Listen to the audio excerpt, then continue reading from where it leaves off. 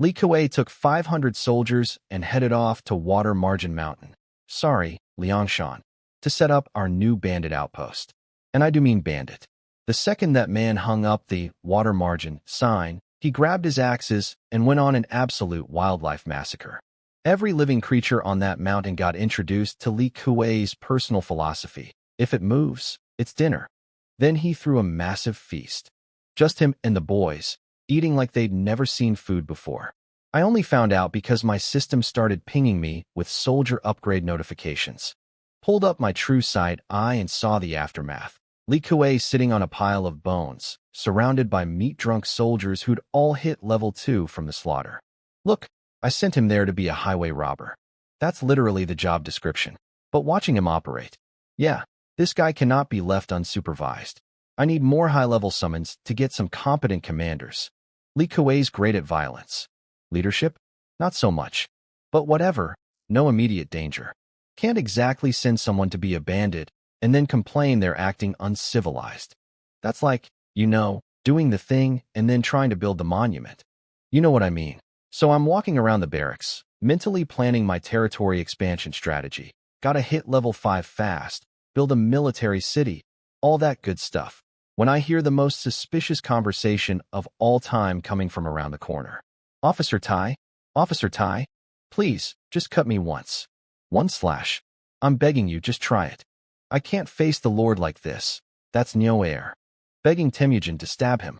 And Temujin, bless his Mongol heart, is trying to be reasonable. Brother Nyo, my surname isn't Tai. Please just call me Temujin. And I absolutely cannot cut you. Go talk to the Lord about this. Translation. I'm afraid I'll kill you, bro. I stepped out with my best intimidation face. Nyoair, what did you do now? The man turned red. A giant, battle-scarred warrior. Blushing. Spit it out. You're a grown man built like a refrigerator. Stop acting shy. He scratched his head. So, remember that third demon lair we cleared? After I killed the boss, this black mark appeared on my arm. Doesn't hurt. Doesn't itch. Just won't come off. I had a very bad feeling about this. I rolled up his sleeve and sure enough, inverted black triangle, oozing dark mist. Classic tracking mark. You've been tagged with a tracking seal. That third layer had a headquarters above it. Tracking. Nyoair's face went from embarrassed to horrified. Does that mean they know where Huaxia territory is? Yeah. Lord, I'm so sorry. I'll leave right now. I'll run far away and never come back. I smacked him upside the head. You exposed my location and you think I'm gonna let you leave? Where exactly do you think you're going? The man looked like he was about to cry. This absolute unit of a human being on the verge of tears. I swear I'll die on the battlefield for you, my lord. Okay, drama queen, save it. Here's the plan. You stay inside the territory. Temujin, take some of your Mongol cavalry brothers and Zhang San. Scout 1,000 miles out. Find every demon lair you can. If the tracking mark hasn't faded yet, their headquarters can't be too far. Temujin saluted and marched off. Professional as always. Love that guy. I turned back to Nyoair. Stop crying. Get your boys ready. We've got some serious fighting coming up. Here's the thing. Getting tagged is actually perfect timing. I was going to start my demon lair offensive anyway. Mid-tier territory levels 4 through 6 are the sweet spot for army building. Once you hit high tier, wars are measured in the tens of thousands. Most lords wait until level 6 to start stockpiling troops because the jump from 6 to 7 takes forever. But my talent means I level up fast, so I need to build my army now. More lairs means more resource points, more summons, more reputation. And I need commanders, lots of them. Once Huaxia territory scales up, I can't micromanage everything. The generals handle the wars, I handle the big picture. That's the dream. You found out where I live? Cool. That just means your life got shorter. Then my true sight I pinged again. Demon scouts. Already inside detection range.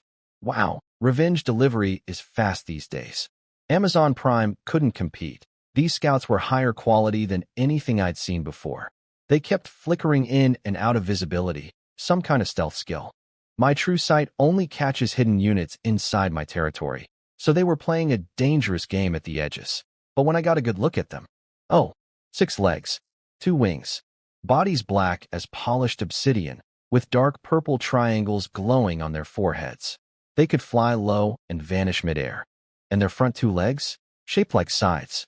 Literal biological sickle blades that were slicing through boulders like butter, leaving surfaces smoother than a mirror. I licked my lips. Higher level means higher tier summon drops. I watched those scythe legs carve through solid rock like it was warm cheese.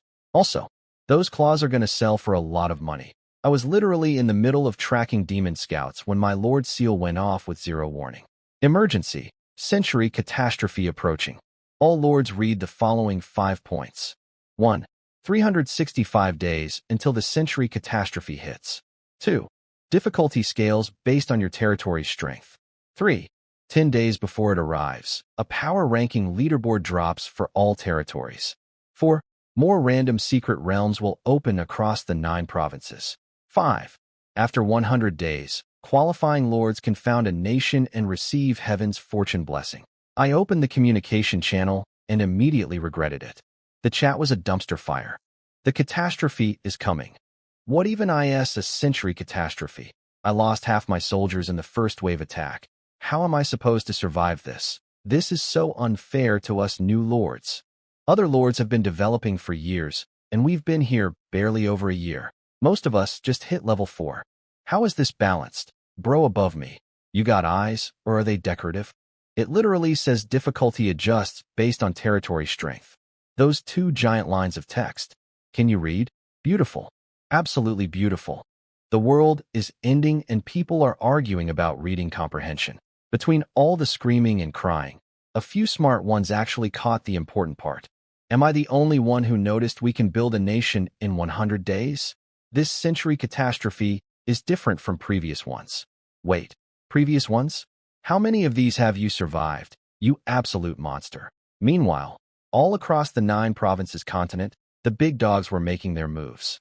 Over in the frozen hellscape of Mo's Snow province, some creepy old man sitting on a giant white wolf opened his eyes, one of which had this unsettling white spot that made him look like a villain from every horror story ever. He read the notification, thought for about 3 seconds, then rode his wolf toward the mountains behind him. And as he moved, the entire, empty, snowfield lit up with red eyes. Hundreds of thousands of white wolves. Just sitting there the whole time. Waiting. Cool. Cool, cool, cool. Not terrifying at all. In the center of Central Province, inside the biggest, most ridiculous super city on the continent, tens of thousands of miles wide, population over 10 million, some dude in a golden robe read the notification, shoved aside the concubine he was drinking with, ripped a golden sword called the Sword of Kings off his wall, and started cackling like a maniac. Found a nation. Become king. My ancestors didn't lie to me. Sir, please. Your indoor voice. Over on the endless grasslands of Han Province, separated from Central Province by a whole sea, a tribal warlord on horseback just turned to his attendant and said, dead calm, cancel the rest day. We march tomorrow. Speed up unifying the grasslands. No dramatic laughter. No sword pulling. Just pure business. Honestly, that guy scares me more than the laughing maniac. Every major region, Green Province, Thunder Province, Cloud Province, the 100,000 Mountains, the Endless Ocean, the Shattered Star Archipelago, the heavy hitters were all mobilizing. Previous century catastrophes were apparently just massive beast and demon attacks you had to survive. But this one was different. There was the mysterious leaderboard nobody understood yet. And then the big one. Found a nation. Receive heaven's fortune. See, lords on this continent have always just been lords, big ones and small ones, fighting over territory. But now you could become a king. With divine backing. Small lords were terrified. Big lords were licking their chops. And me? The transmigrative? I saw what nobody else seemed to be saying out loud. This world is about to go absolutely insane. Before this, sure, there was fighting. But it was casual fighting. Tuesday fighting. Now there's a crown on the table. Every powerful lord is going to accelerate their conquest. And the peaceful lords who just wanted to farm and chill? Sorry, buddy.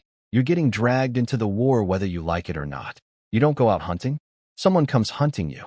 Total chaos. Unavoidable. All I can do is use my talent to develop fast, build up strength, and make sure when this storm hits, my people survive it. Oh, and it's not just humans who got this memo. Deep underground in the western regions, the Goblin King, wearing an orange robe and a faded crown, was addressing his purple-robed and red-robed goblin nobles. Our buddy Luo was right there, kneeling with the rest. "You've all received the news," the Goblin King said. "This opportunity to become a true king isn't limited to human lords. All races on the continent qualify. The goblin race once tamed dragons. I expect us to seize this moment.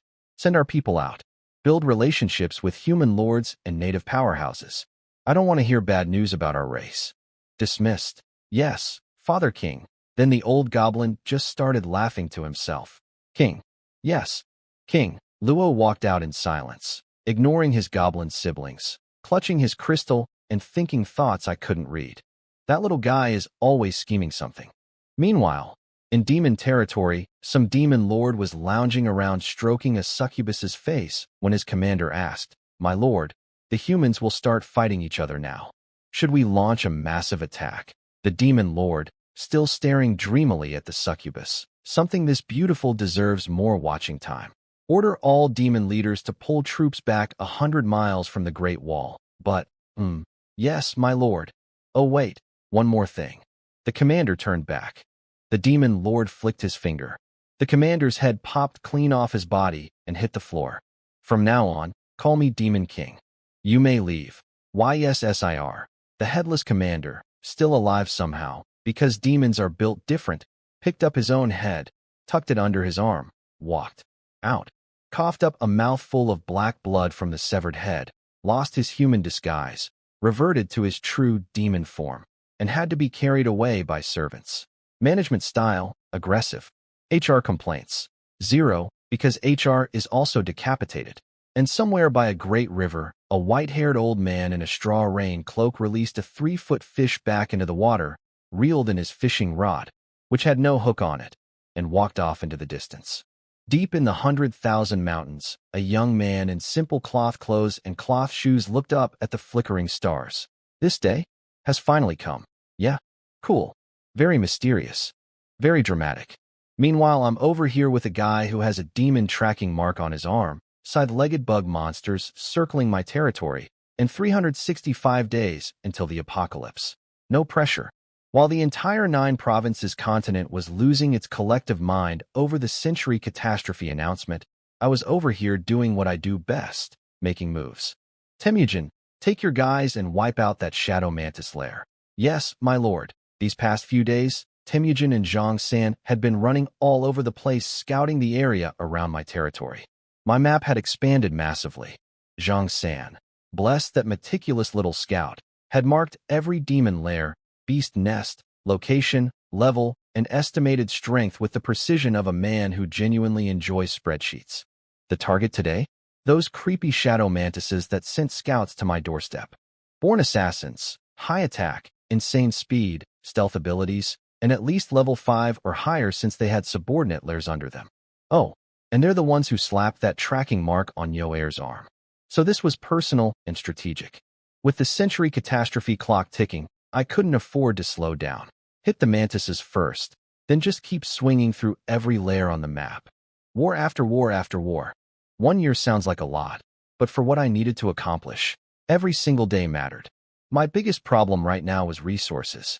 Not enough of anything. Not enough people, not enough soldiers, not enough money. My self-production capacity wasn't going to magically jump overnight. Only option? War economy.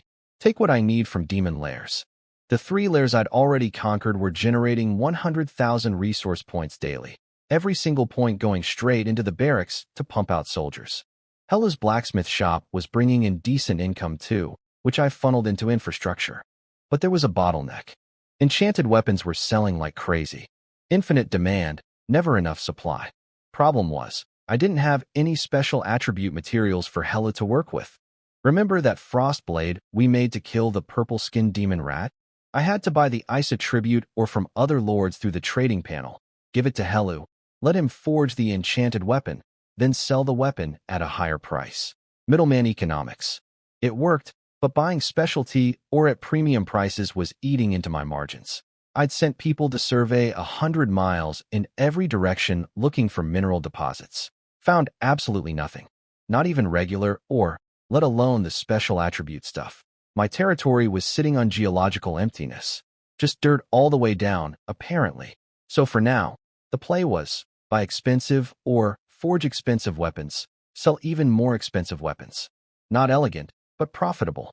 My lord, Helu the blacksmith requests an audience. Send them in. Speak of the devil. I was literally just thinking about how to squeeze more money out of Helu's operation. And here he comes walking through the door. 3 Helu, the lead 1+2 assistants, bowing with fists clasped. What brings you here? The lead Helu waved his hand. The 2 behind him stepped forward and presented me with 2 blood-red stones. I picked them up, turning them over in my hands. Weird texture. Deep crimson. Almost pulsing. My lord, I found these unusual mineral stones by the lake within our territory. I searched through every ancestral text I have, and I've confirmed. These are bloodthirst stones. Purple grade mineral. I nearly dropped them. Purple grade?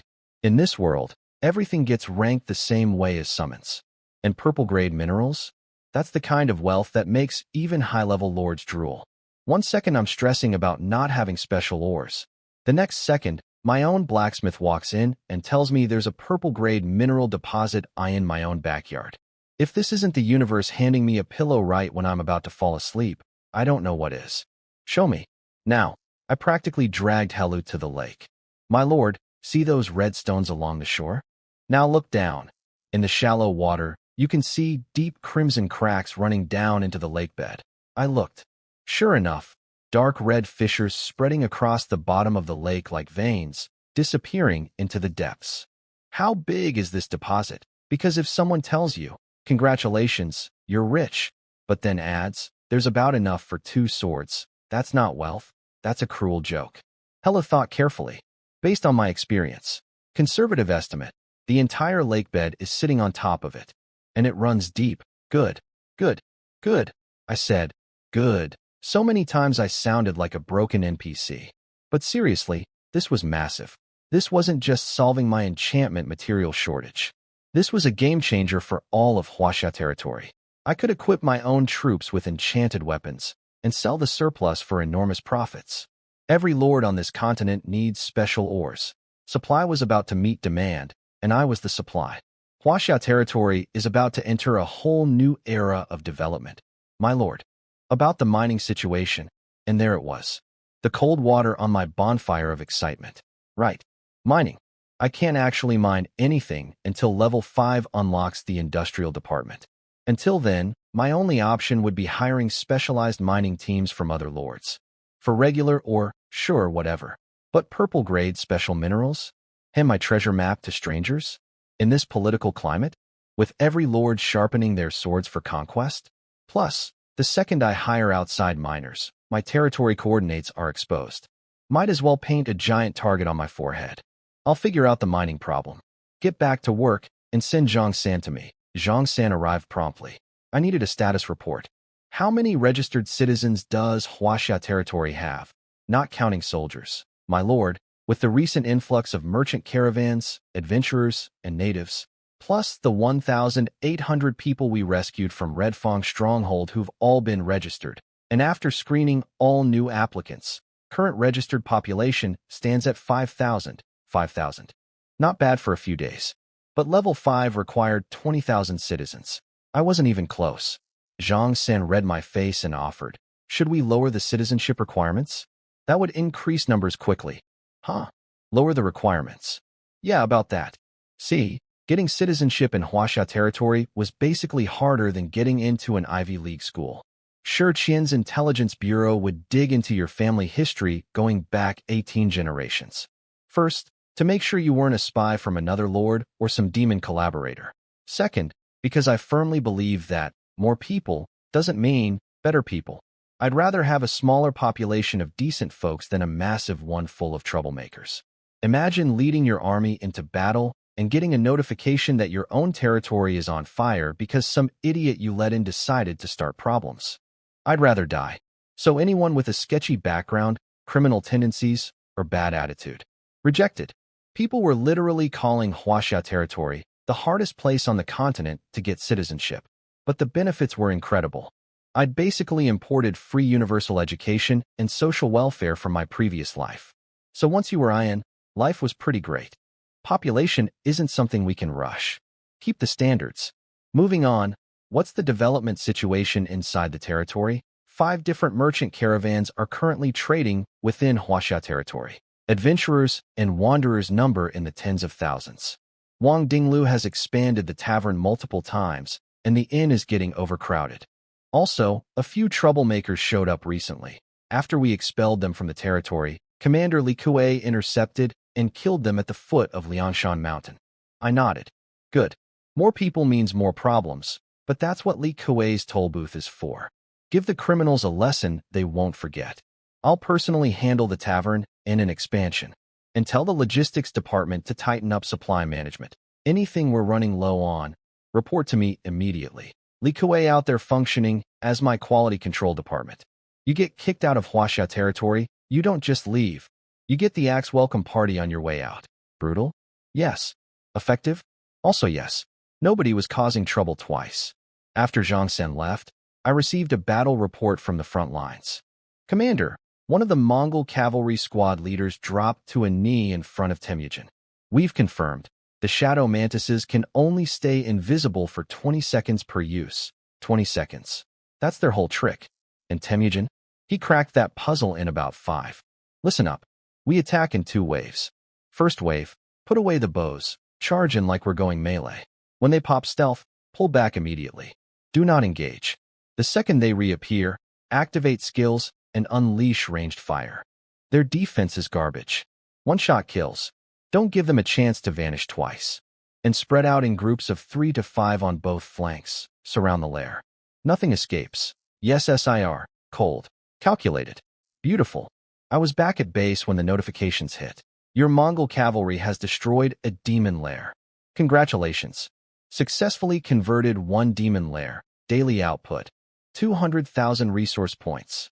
200,000 a day. That's double anything I've gotten before. My heart was already racing. A lair this powerful meant whatever was inside had to be seriously high level, which meant the summon drop could be insane. Here's the thing about shadow mantises. They're a nightmare for most lords. An entire species of assassins with high attack, high speed, and stealth. Most people would send their best warriors and still get carved up. Even my berserkers, who are purple tier level 3 troops, would have had a rough time. But the shadow mantises had the cosmic misfortune of running into a gold tier commander leading a 6-star cavalry unit. The Mongol cavalry could tank hits, deal damage, and kite enemies at range. It was like sending a Navy SEAL team to handle a bar fight. The familiar thunder of hooves announced their return. The cavalry rode in carrying piles of shadow mantis corpses strapped to their horses. Thank God the military district is separated from the civilian area. If the merchant caravans saw a level 4 territory casually hauling in mountains of high-level demon corpses, they'd either faint or start running. My lord, the Mongol cavalry has returned. Total victory. Temujin, I know what your boys can do. That's exactly why I sent you.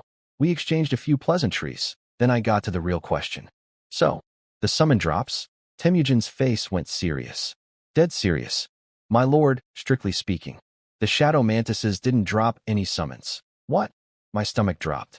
A lair this powerful and nothing dropped? How is that even possible? I could feel my eyebrows crunching together hard enough to crack a walnut. Then Temujin smiled. This man, this stone-faced, battle-hardened Mongol warrior who I've never seen crack a joke in his life, actually smiled. He reached into a bag and pulled something out. Oh, orange. My brain short-circuited. I'd been hoping for something high-level. Purple maybe. Maybe gold if I was dreaming big. But orange? Orange summon items were the ceiling. The absolute top tier. On a continent where gold tier generals were practically mythical, orange was the stuff of legend. Top-level lords would start wars over one of these. And it was just sitting in Temujin's bag. Like groceries. I slapped him on the shoulder. You've changed, you know that? When you first got here, you were all stoic warrior, never smile, kill everything energy. Now you're setting up dramatic reveals and playing pranks on me. He just smiled again without saying anything. But I could tell. This time at Huaxia territory had gotten to him. The man grew up on the grasslands being hunted, surrounded by nothing but violence and survival. Kill or be killed every single day. But here, everyone had food. Everyone had education. Everyone had purpose. I think seeing a leader who was ruthless to enemies but genuinely cared about his own people. It changed something in him. Not enough to stop him from trolling me, apparently. My lord, the mantises genuinely didn't drop any summons. We found this orange summon item inside their nest. It was stored there. OH. So it was loot they'd been hoarding. I rolled the triangular orange crystal between my fingers. Didn't matter how we got it. An orange summon item was the biggest jackpot possible. I was so short on commanders right now, my hands were practically shaking. I needed to get this thing onto the hero altar immediately. Orange summon items can produce generals across 5 different tiers. The chance of actually getting an orange tier general was the smallest, but you know I had to roll those dice. I dragged Temujin along with me to the altar. Having a gold tier general present had to be worth some luck, right? Like a good luck charm, made of Mongolian steel and horse sweat. I placed the orange crystal onto the hero altar with both hands, delicate as a brain surgeon. Then I began my summoning ritual. Me and the boys have big dreams. Buddha bless us. Mystical forces won't save the unworthy, and wailing won't change your fate. Luck gods possess me. Bad luck begone. Brute force creates miracles. I will trade the entire Chun family's bloodline for 1 orange general. This is an orange summon item. Don't you dare. Give me some white or blue trash. Prayer complete. I slammed the summon button with the force of a man whose entire financial future depended on a gacha pull. The hero altar erupted in blinding light. My heart crawled up into my throat and set up camp there. And then, that sound. That beautiful, beautiful system chime I hadn't heard in ages. Ding. Congratulations. Summon successful. Obtained a 4-star red tier general. Talent, 100-fold critical. Triggered. Upgraded to 5-star orange tier general. Red to orange. My talent did it again. I put in an orange crystal, got a red general, and my busted cheat ability said, "Nah, let me fix that for you," and maxed it out. 5 stars. Orange tier.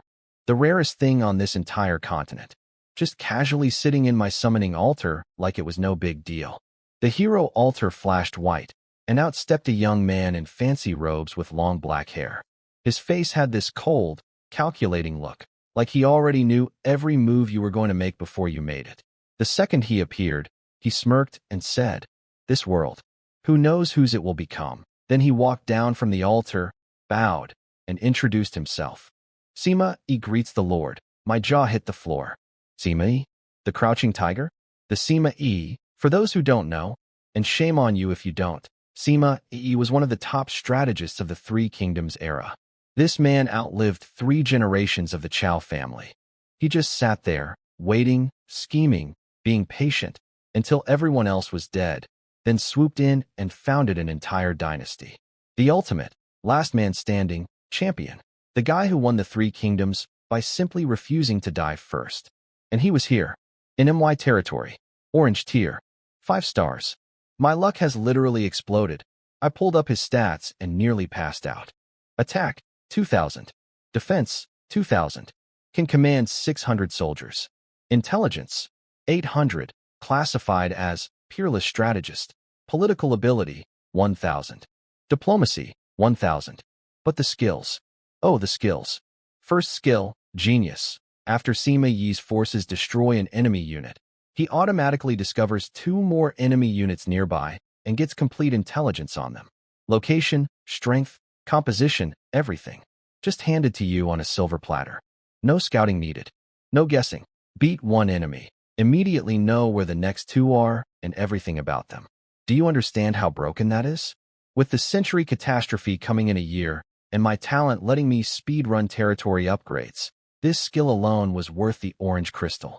Second skill, chain break. After destroying an enemy unit, if another enemy is within 50 miles, his entire army instantly restores to 100% condition. Full health, full stamina, ready to fight again immediately. Combine that with genius.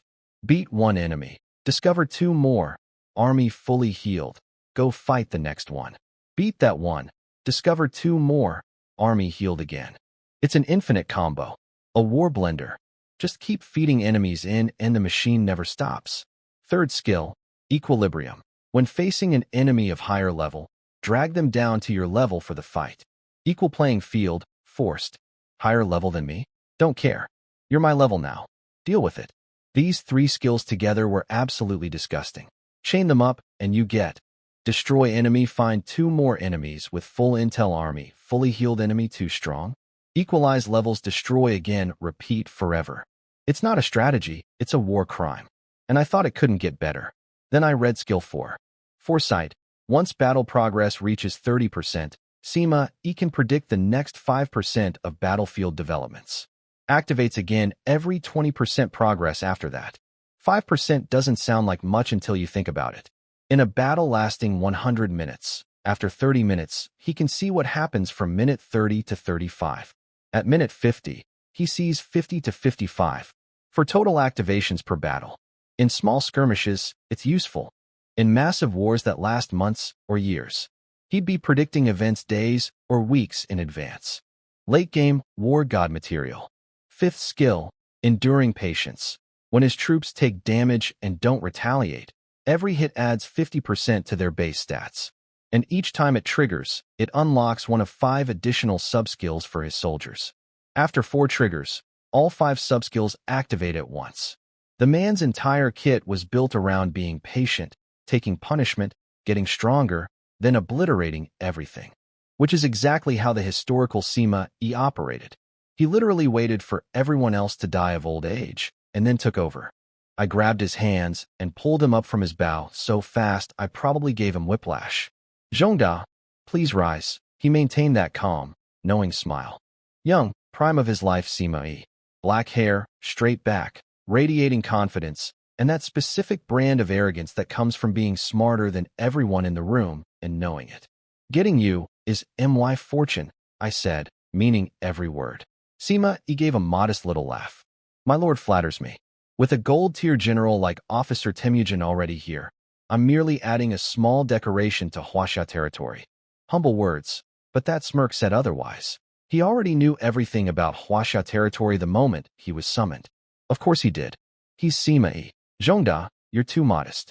Huaxia territory is desperate for a peerless strategist like you. And I wasn't exaggerating.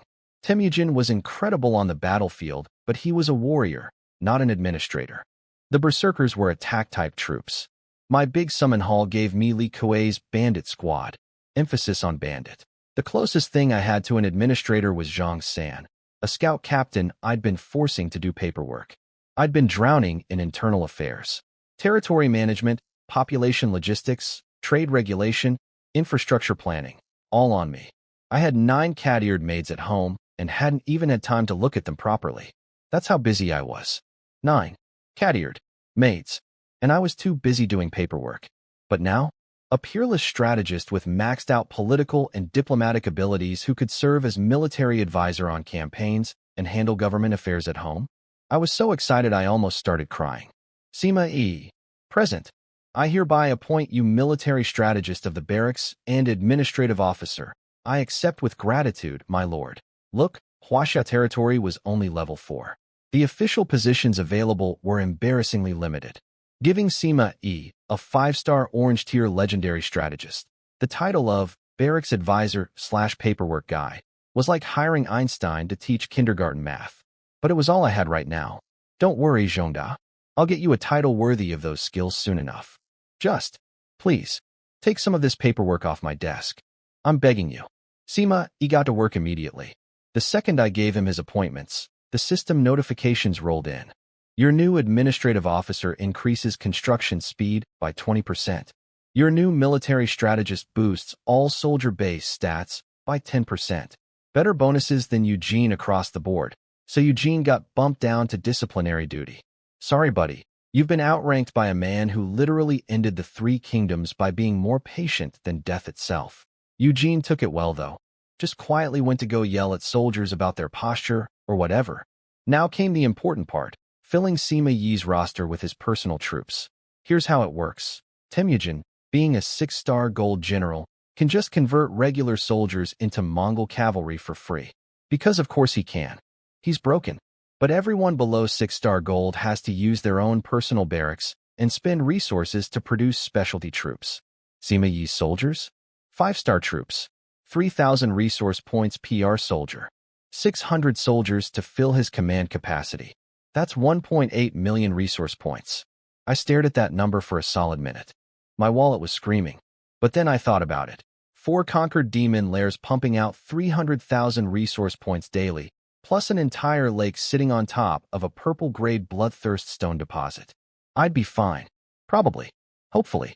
I dumped 1.8 million into Sima Yi's barracks and hit produce. The system chimed. Congratulations. You have obtained 5-star troop type, Qingzhou soldiers. Then 5 more notifications in a row. Your Qingzhou soldiers have gained the skill, Exile. Your Qingzhou soldiers have gained the skill, Collective Wisdom. Your Qingzhou soldiers have gained the skill, Wolf's Gaze. Your Qingzhou soldiers have gained the skill, Chain Break. Your Qingzhou soldiers have gained the skill, Perfect Kill. 5 skills. Chain Break carried over from Sima Yi himself.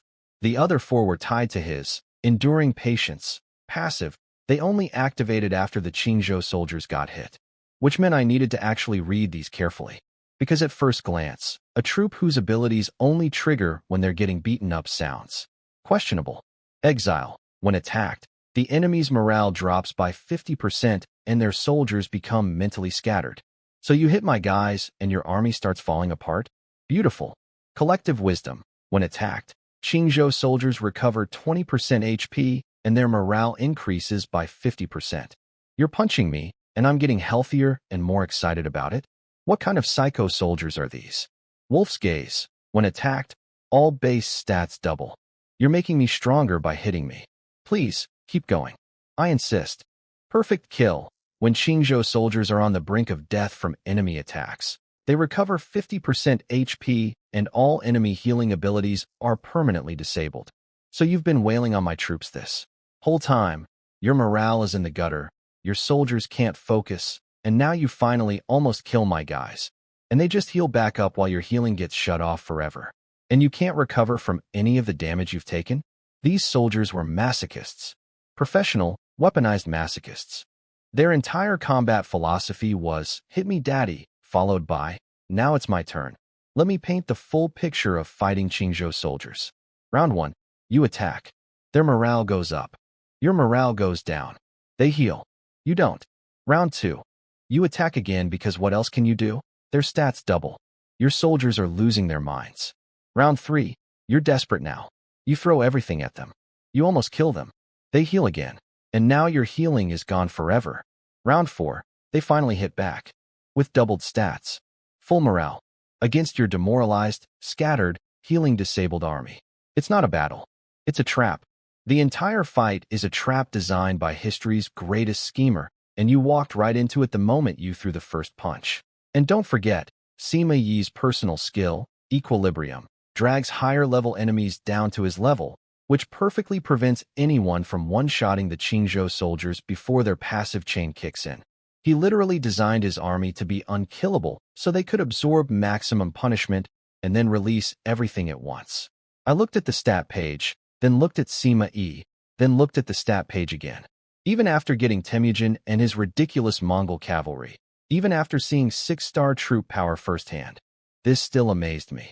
Every skill linked into the next one like clockwork. An interlocking chain of, you're screwed, that only got worse the longer you fought. It was like watching a grandmaster chess game, where every move was already planned 20 turns ahead. Zhongda, your soldiers are absolutely terrifying. Oh, they're nothing special, he said with a modest wave. His mouth said humble. His eyes said, I know. I made them that way. I also noticed the Qingzhou soldiers were primarily infantry, shields and spears. That actually filled a gap in my lineup. Temujin had cavalry covered. The berserkers handled shock assault. Now I had elite heavy infantry too. Warrior general, Temujin. Master strategist, Sima Yi.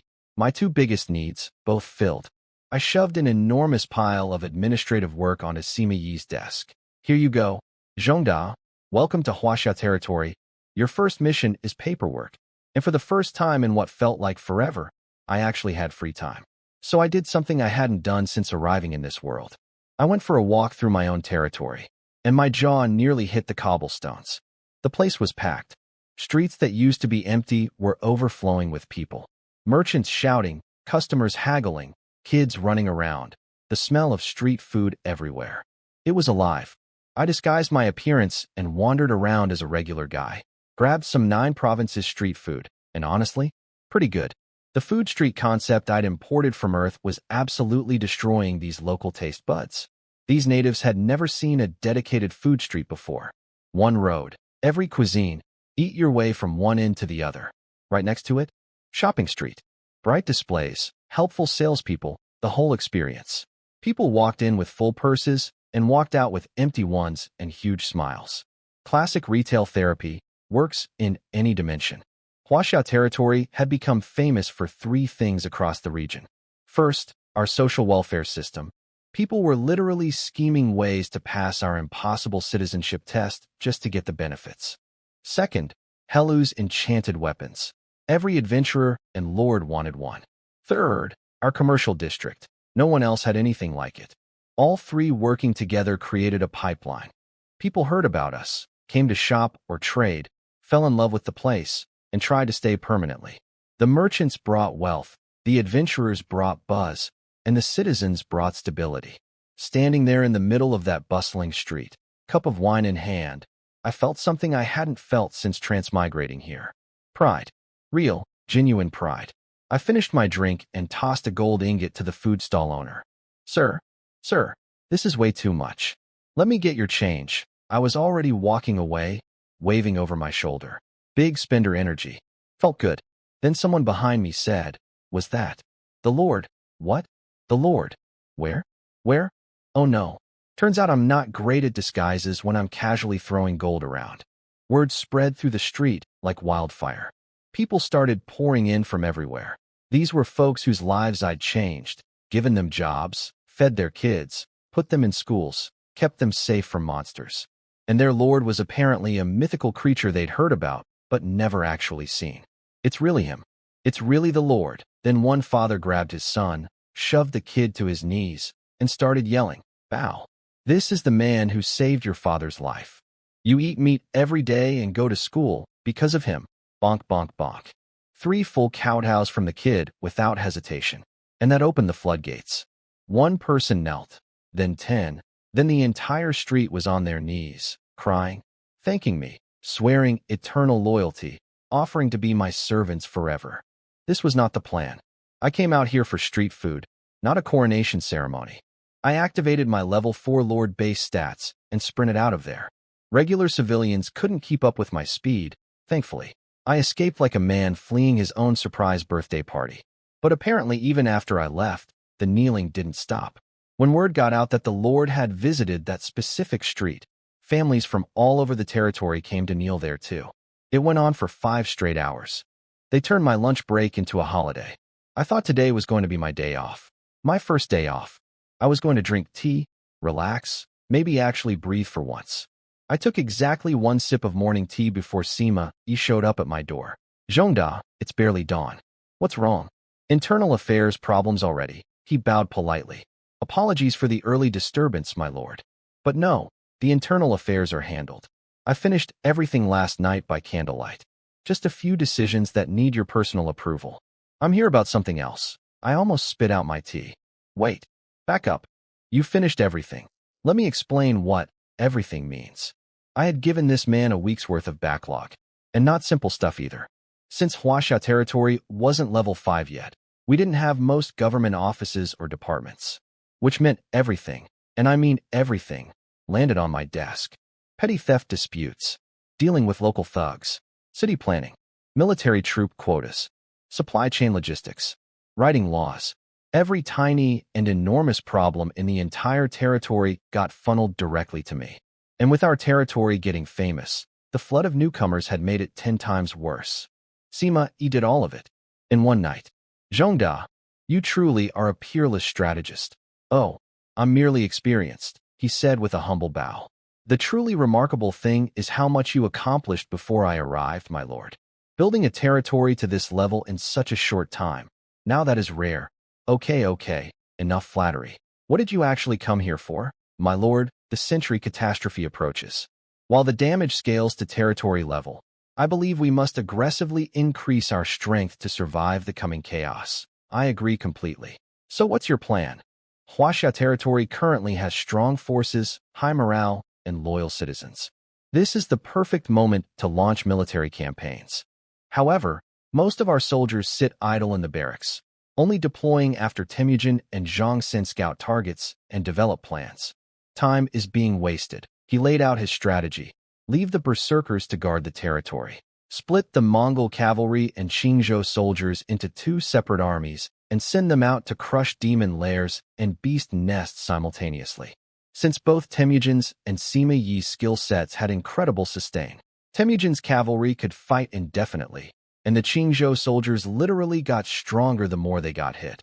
Both armies could stay in the field for extended campaigns, only returning when supplies ran out. This way, we double our conquest speed. And if we encounter other territories along the way, we assess them, take in qualified civilians, and boost our population toward the level 5 upgrade requirements.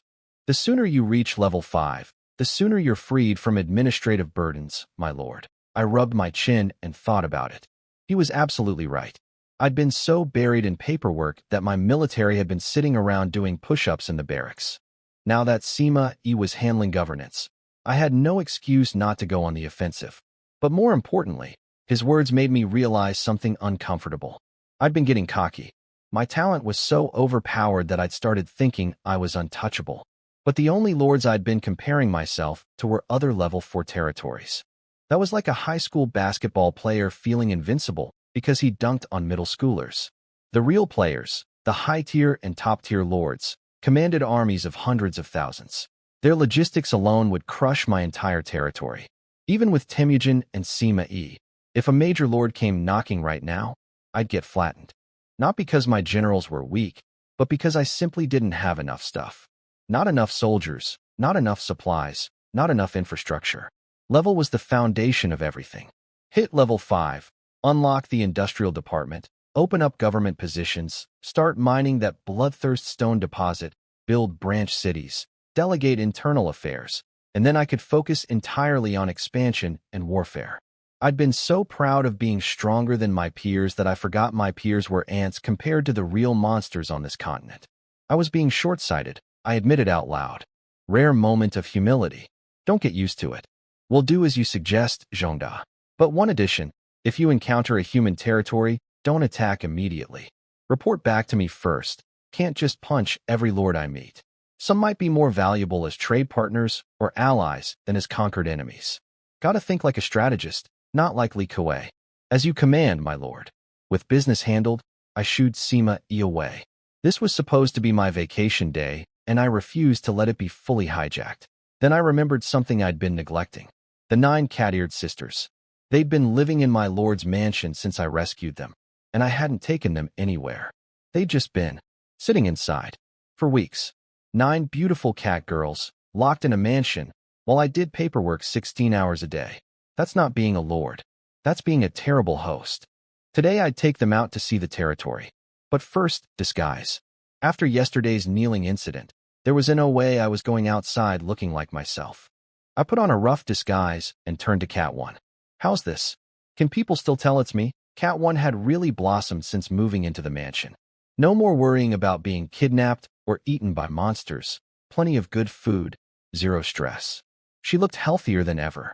She covered her mouth and giggled. My lord, your people adore you so much. Why would you disguise yourself to go outside? I adjusted my fake beard. I know they adore me. That's the problem. Everywhere I go, a mob forms around me. It's suffocating. Now stop laughing and help me fix this disguise. Last time I went out, I got caught, and like 300 old men simultaneously dropped to their knees and started kowtowing at me. Do you know how many years of lifespan that costs? Receiving that many kowtows from elderly people? I aged a decade yesterday. Cat 1 laughed so hard she could barely breathe. She'd heard about the kneeling incident, but apparently the 300 old men detail was news to her. Once she calmed down, she leaned in close to fix my disguise properly. And by close, I mean close. She was bent over right in front of me, adjusting my face, and I suddenly became very aware that the mansion's meal plan had been generous.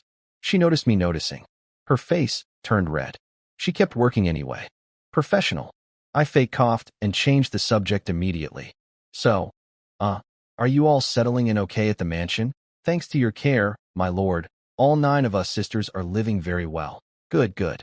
But staying cooped up indoors all day must be boring, right? I'm taking all of you out for a walk around the territory today. Before Cat 1 could even respond, Cat 9's head shot through the doorway like a missile. We can go outside. Then she froze. Looked at Cat 1 leaning over me. Looked at my face. Looked back at Cat 1. Wait, what are you two doing? Cat 1 launched herself away from me like I was on fire the second Cat 9 appeared. Then, putting on her best big sister authority voice, she scolded Cat 9. You can't just barge in without the Lord's permission. Where are your manners? Poor Cat 9 looked like a kicked puppy. She shuffled back toward the door, head down. I could tell she was genuinely scared. In this world, a lord could decide their fate with a single word. And apparently human lords had a reputation for being unpredictable and moody. Which is hilarious, because I'm from the 21st century. The most feudal thing I ever did back on Earth was skip the line at a coffee shop. Little 9, come in. She peeked nervously at Cat 1. When Cat 1 didn't object, she tiptoed in with tiny steps like she was walking on glass. I looked her over, and my brain short-circuited for a second.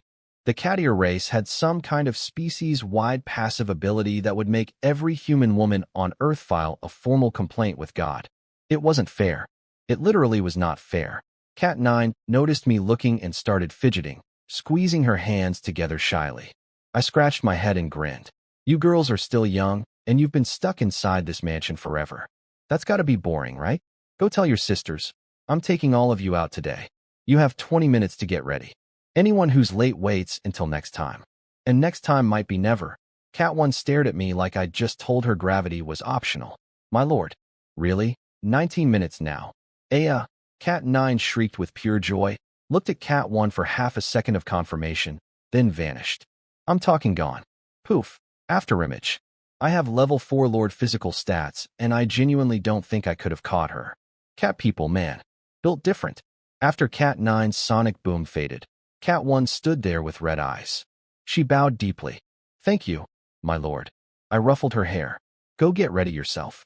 Can't walk out the door looking like a crying mess. Can you? She laughed through her tears, wiped her face, then said something she'd never said before. This servant still needs to finish the Lord's disguise. This servant. First time she'd used that term with me. Something about it hit different. I put on my serious face. If you walk out with me, you represent my image. You think I'm going outside with someone who looks like she just watched a sad movie? She froze for a second, then realized I was joking. She smiled and bowed again. This servant will follow the Lord's arrangements. At the doorway, she turned back for one more look at me. I was already back at the mirror, struggling with my fake beard. Go, go, go. I'm not waiting for you. Since I was going out with 9 girls, I deliberately showed up 10 minutes late. Because I've learned one universal truth that transcends dimensions. Women are never ready on time. Except they were. All 9 of them, lined up in a perfect row at the entrance. 9 different styles, 9 different flavors of stunning. It was like walking into a 6A-rated scenic attraction made entirely of beautiful women. I adjusted my magnificent fake beard, puffed out my chest, and swaggered up to them with maximum big boss energy. Tossed my money bags to 2 plainclothes Qingzhou soldier bodyguards. Then I walked up to Cat 1 and Cat 9 and held out both arms, elbows bent. Cat 9 bounced over immediately, grabbing my right arm with a giggle. Cat 1 did a graceful little hair flip, then elegantly took my left arm. I tilted my chin up. Let's roll. The other 7 sisters fell in behind us, trying not to laugh out loud, and failing. Picture the scene from the street's perspective. A big, rugged-looking man with a wild beard, walking like he owned the entire continent, with 2 jaw-dropping beauties on his arms, 7 more following behind him, and 2 intimidating bodyguards flanking the group with comically oversized money bags. Everyone on the street was whispering. Must be some rich noble's son from a major territory, here on vacation. And I played that role perfectly.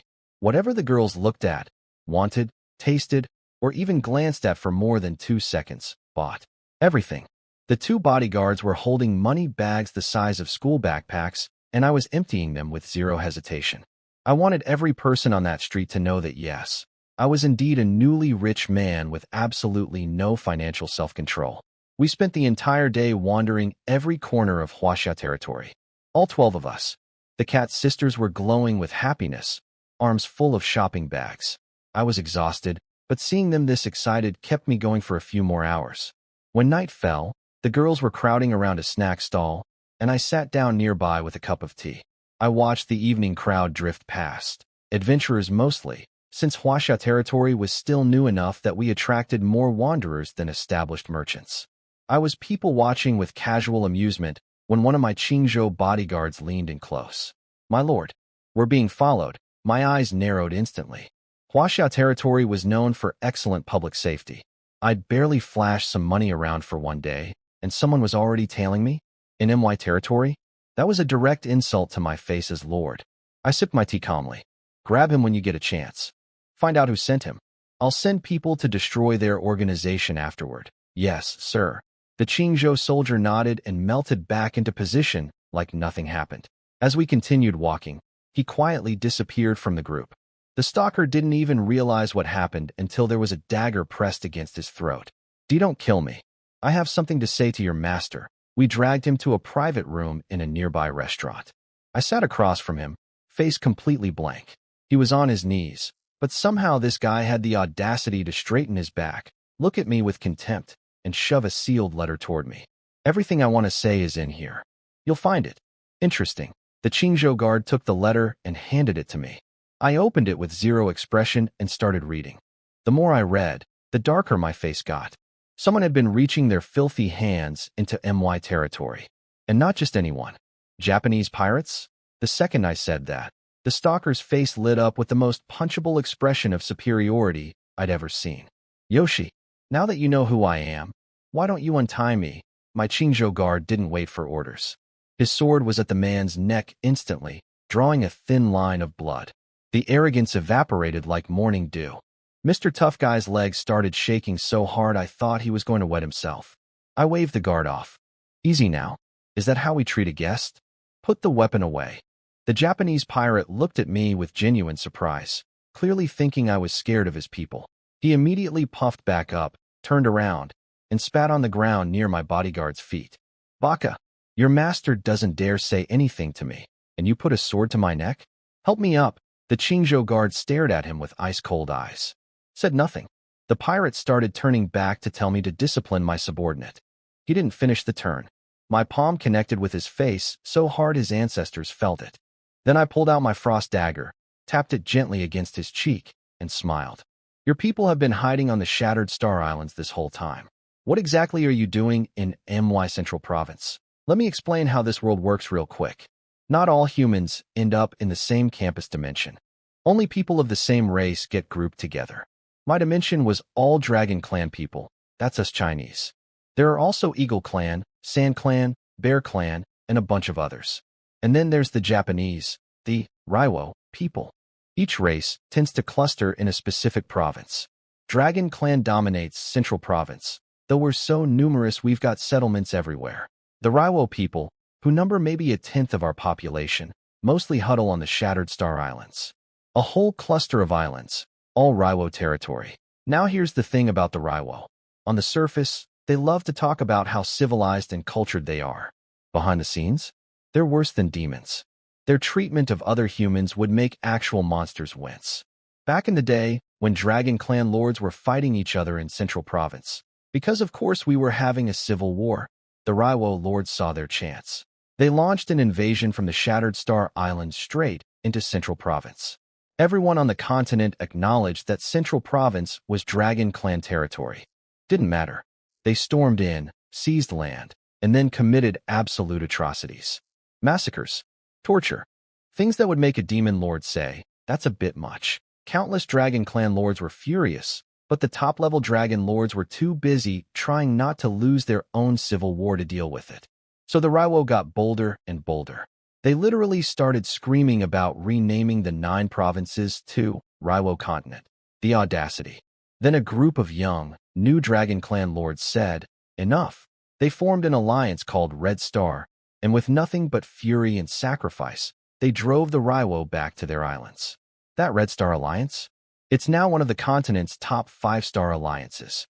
Best reputation among all major alliances. And the spirit of those young founders hasn't changed one bit. But apparently the Raiwo people have short memories, because here they are again, reaching their grimy little hands toward Central Province. The nation-founding opportunity must have inflated their ambitions like a balloon. I pressed my enchanted frost dagger against the spy's face, dragging it slowly across his skin, leaving thin red lines. His arrogance melted faster than ice cream in hell. Snot and drool were running down his face in rivers. "Yes, sir. Please, don't be hasty. Ask me anything. I'll tell you everything." I rested the blade tip right at the edge of his eye socket and spoke in my flattest, coldest voice. "I don't repeat myself." He swallowed hard, feeling the freezing metal against his skin. "Migration. It was a city migration. I came here with a commander from the Samurai Alliance. They relocated an entire city here. That tracked. This guy was clearly just a civilian, not a soldier or general. Those are bound by absolute loyalty to their lord. This spineless jellyfish would sell his own mother for 5 more minutes of breathing. But what surprised me was that the Samurai Alliance hadn't just built a branch city nearby. They'd done a full city migration. That meant they picked up an entire developed city, buildings, infrastructure, everything, and physically relocated it to Central Province. That costs an insane amount of resources, and the higher the city's level, the more expensive it gets. What level is the city? S6. Really? I swear it's true. Level 6. Smart move, actually. A level 6 city was the highest tier within intermediate rank. Migrating a level 6 was way cheaper than migrating a level 7, which was the lowest high-rank tier. And once they got here, they could quickly push to level 7 and gain high-rank territory status. Their plan was obvious. Sneak in a mid-tier city at low cost, power level it to high tier, and then start expanding aggressively before anyone strong enough noticed. And with the entire Samurai Alliance backing them up, solid strategy. Evil, but solid. Not a bad scheme, I said with a cold laugh. Then I asked the most important question. Who's the strongest general in that city? I don't know. I pushed the dagger tip slightly into his eye socket. I really don't know. The Lord keeps the military district completely separate, and the Alliance just assigned me to this Lord recently. I don't know his details. I thought about it for a moment. This coward was genuinely too terrified to lie. Fine. What's the city called? What's the Lord's name? The city is Azuchi Castle. The Lord's name is Kamita Jinjiro. Give me 3 more useful pieces of information and I'll let you live. Information. Information. Useful information. The guy looked like he was about to burst into tears trying to think. Azuchi Castle has great infrastructure, and the entertainment district has amazing performers, especially one whose family name is AO. I slowly increased pressure on the dagger. This was not the kind of useful information I was looking for. As the pain intensified, he finally screamed out something actually relevant. Wait, I have something. Lord Kamita's generals are at least 3-star purple rank or above. I stopped pushing. That checked out. Any city entrusted by a major alliance with a migration mission to Central Province would need serious military leadership. 3-star purple minimum made sense. This fool had nothing left to offer me. The frost dagger went through his eye socket and into his brain. The last words this arrogant Raiwo spy ever heard were me scoffing. You're lucky the ranking system grades generals relative to their own race's history first. Otherwise, you think the Raiwo people would have any generals above 3 stars. It was true. The general ranking system first measured impact and contribution within your own race, then against all humanity. So even a small nation with limited history could have a few orange-tier generals, boosted by system-granted stats and skills. Fair. Debatable. Annoying? Absolutely. I sent the Qingzhou guards to escort the 9 cat sisters home. Then I quietly contacted all 30 Qingzhou soldiers that Sima Yi had left in the city, plus 100 berserkers, and had them tail me at a distance. Meanwhile, I took just 2 plainclothes Qingzhou guards and headed toward the location marked on the spy's letter. Let's see what you comfortable little island people are plotting inside MY territory. Following the letter's instructions, I went through a maze of alleys, switched between multiple contact points, passed through several handoffs, and finally reached the spot where the Raiwo had been holding secret meetings inside Huaxia territory. I followed the trail through twisting alleys and secret handoffs until I reached the meeting spot. A civilian house with a hidden basement going 3 floors deep. There was a stage in the middle, surrounded by fancy leather couches. I sat down on one of those couches, and my face turned green. See, I have true side-eye. I've been using it to monitor the area outside my territory and watch battlefields. I've never used it to spy on what's happening inside my own city. Why would I? I trusted my security. Sure, Qian's intelligence bureau was supposed to catch this kind of thing. But no, these Raiwo rats had built an entire underground operation right beneath my feet. And the people sitting around me on these expensive couches? They were the big merchant leaders and wealthy traders who'd recently set up shop in Huaxia territory. My territory, making money off MY infrastructure. And here they were, attending a secret meeting organized by the enemy. My face hurt, not from getting hit, from the sheer disrespect. I kept stroking my fake beard and watching. The organizer finally stepped onto the stage. A short man with a tiny square-shaped mustache right under his nose. Because of course he had that mustache. It's like they're contractually obligated to look like cartoon villains. Bold choice, showing up with that face in MY City, I muttered to myself. He bowed to the audience in all four directions. Got some scattered, lazy applause in return. These merchants were all big shots, powerful backing, deep pockets. Nobody was going to clap enthusiastically for some unknown Raiwo man in a basement. Thank you all for coming. I am Matsushita Sakamoto. I'm honored by your presence. I'm sure you've all noticed, everyone invited here is a major player in this territory. Top of your industry or extremely wealthy. So I'll get straight to the point. He paused dramatically. In a few days, our army will crush this city. That got a reaction. The merchants who'd been lounging around like bored royalty suddenly sat up straight, panic flickering across their faces. They'd been making great money in Huaxia territory. Some had even earned recognition from the higher-ups, meaning me, though they didn't know I was sitting right there. Matsushita smiled at their fear like a cat watching fish flop around. Relax, relax. We won't destroy the city. Business continues as usual. Shops stay open. The only thing that changes is the owner. Someone in the audience spoke up. Then why'd you call us here? Matsushita clapped his hands. Excellent question. I've invited you all so you can use your influence within Huaxia territory to promote the name and reputation of our great Azuchi territory. A little. Hearts and Minds campaign. I narrowed my eyes. Oh, so these little island people want to play psychological warfare with me. One sharp-eyed merchant wasn't buying it. He scoffed openly. You say you'll crush Huaxia territory like it's easy? And you expect us to help just because you asked nicely? Don't be naive, little island man. Matsushita didn't flinch. Instead, he smiled and said, Mr. Li Zhua, the enchanted weapon trade in Huaxia territory is quite profitable, isn't it? Your caravan and one 3-star merchant group control most of it.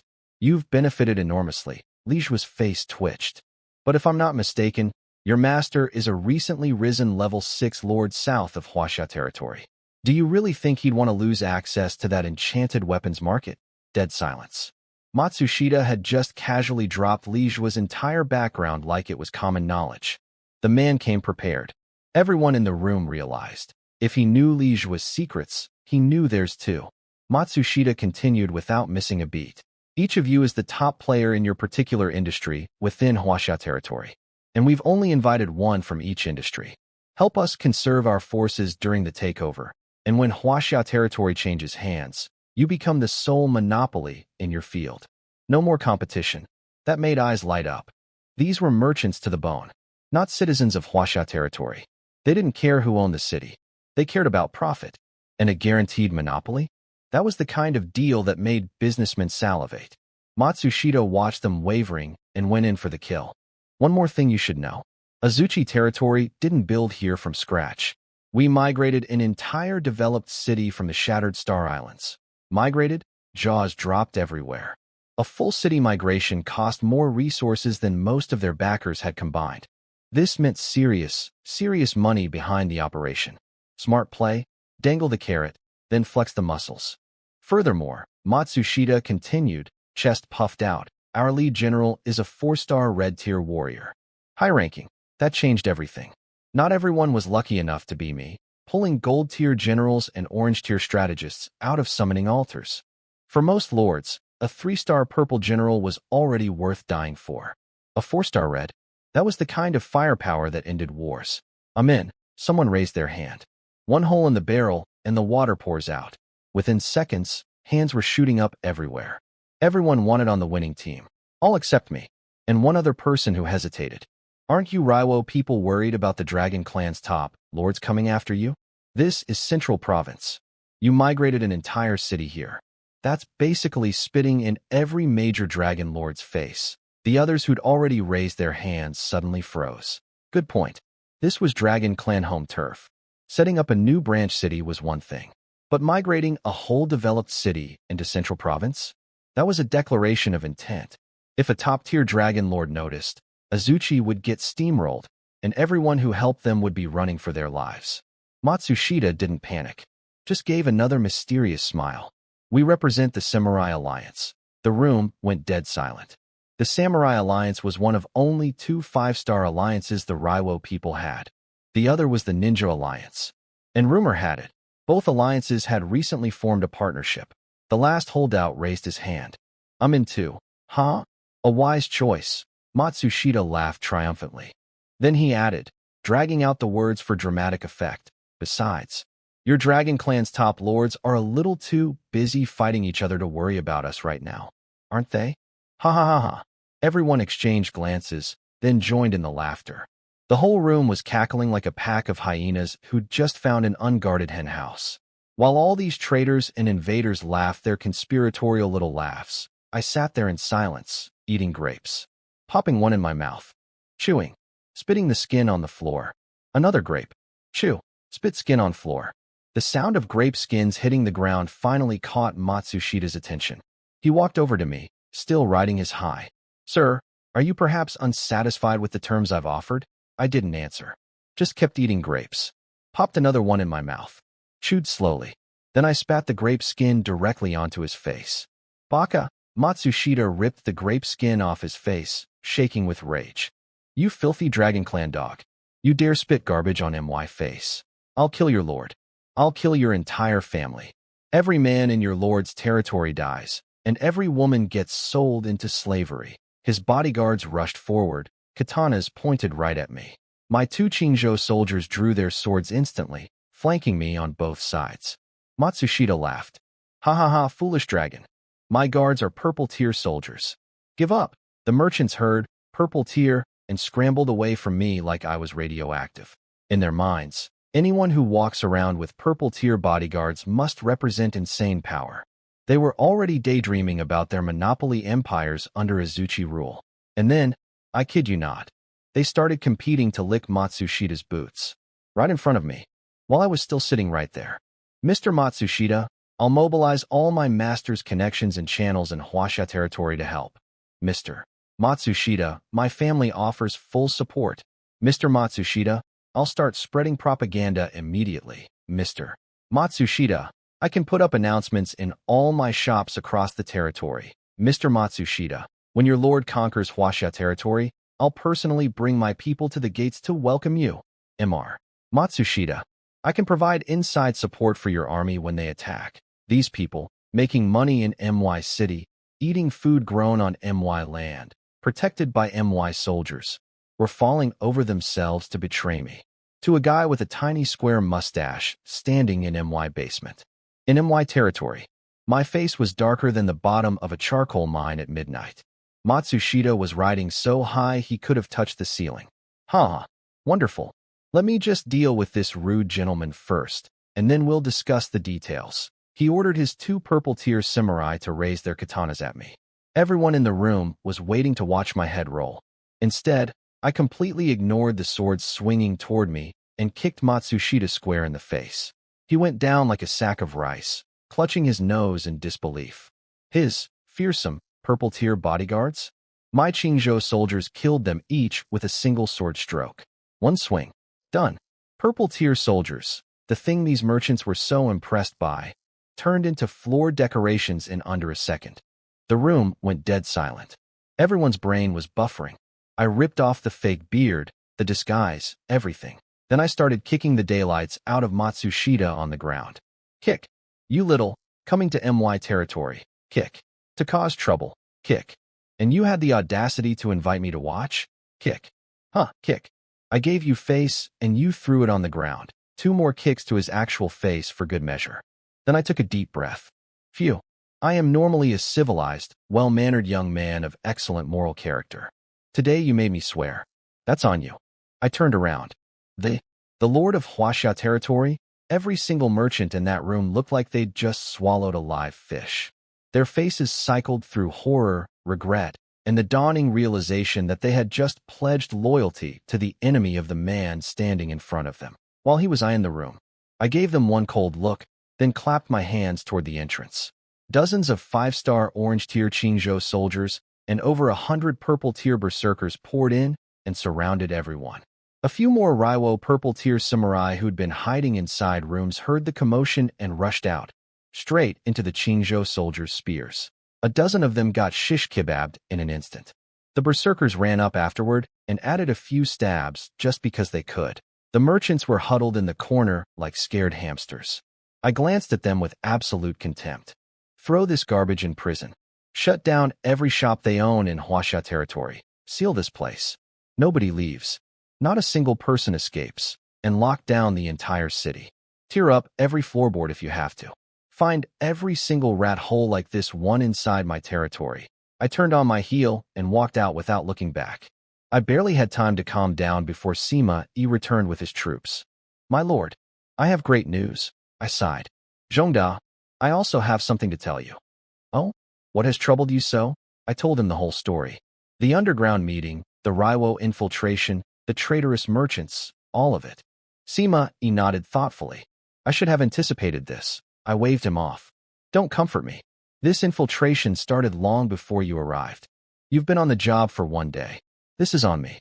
I treated internal governance like it was simple, and I got burned. Sima Yi offered a measured response. My lord, Huaxia territory's commercial growth outpaced its administrative infrastructure. The government offices aren't fully established yet, but business boomed.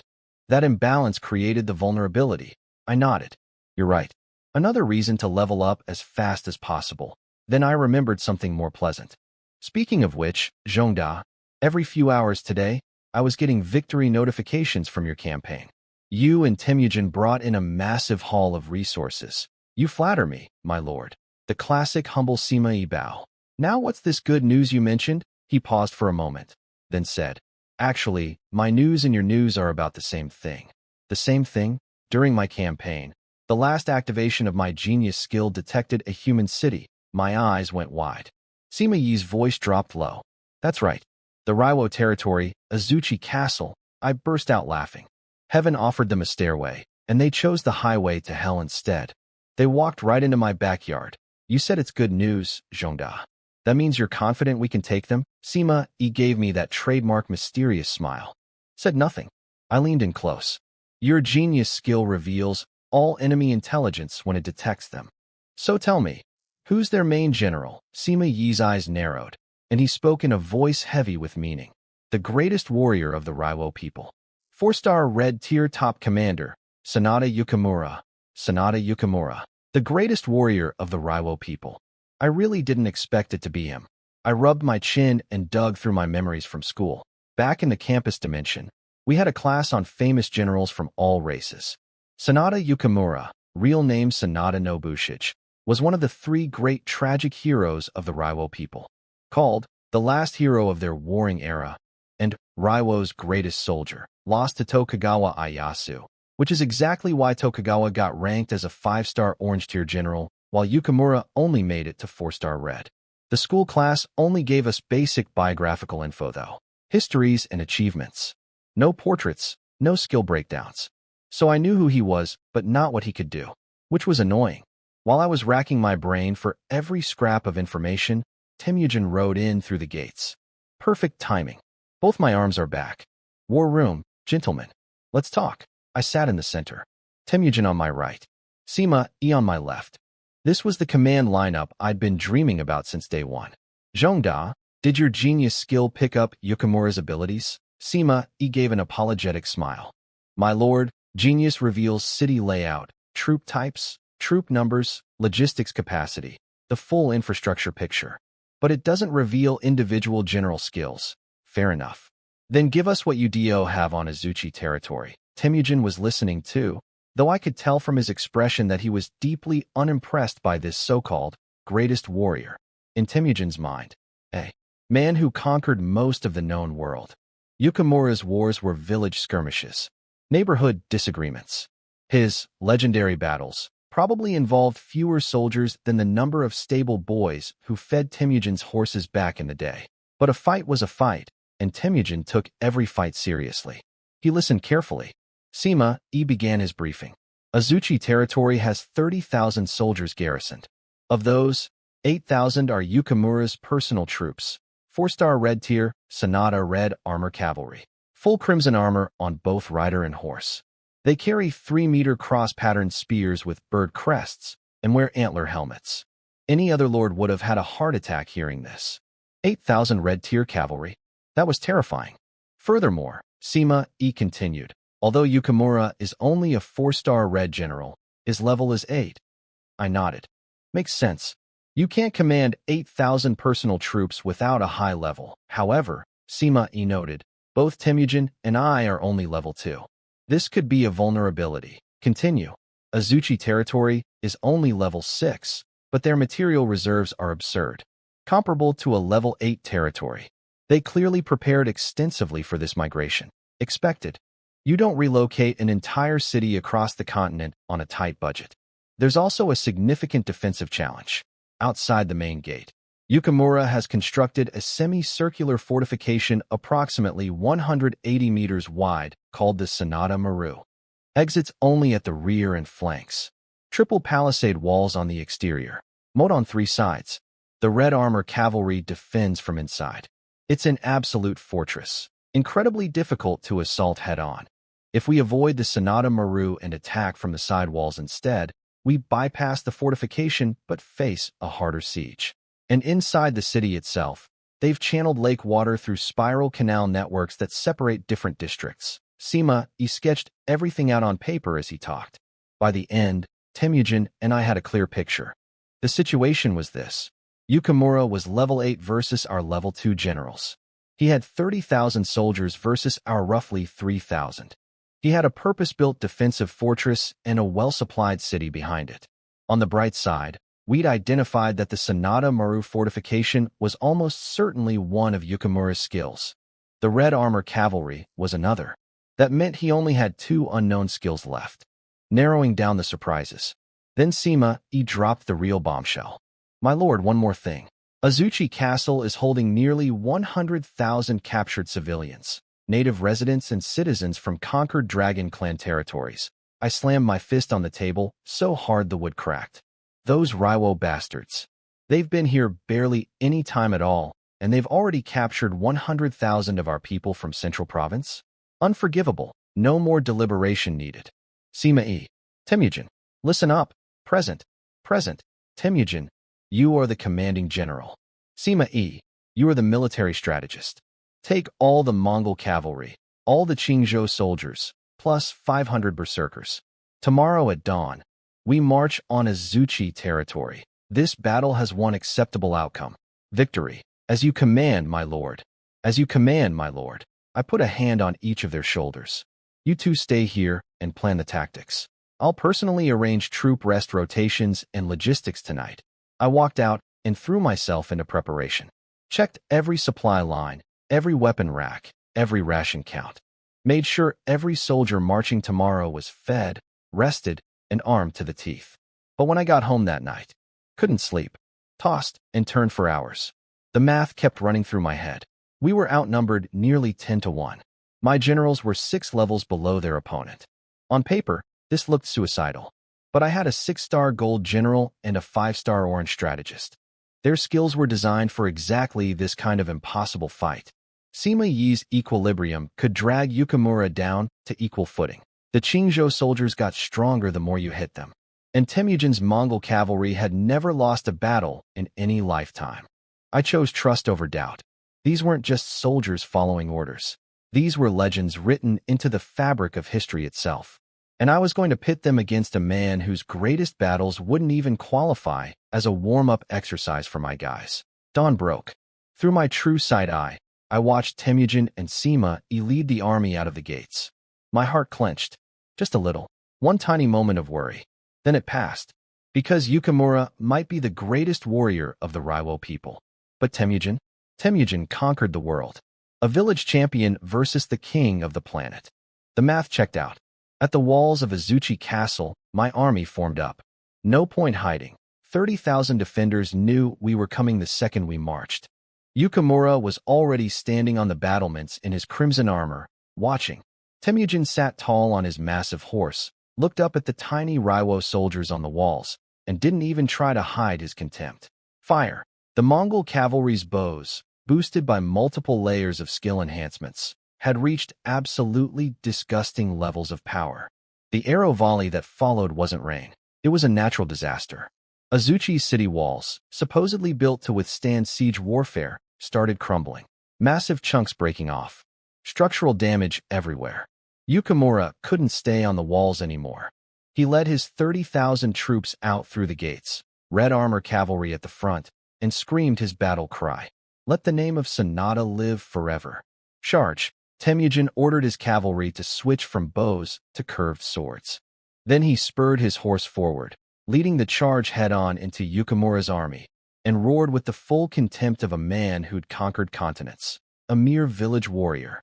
Break him. I watched the whole thing through my true sight eye from back home, pacing around like a nervous father at a delivery room.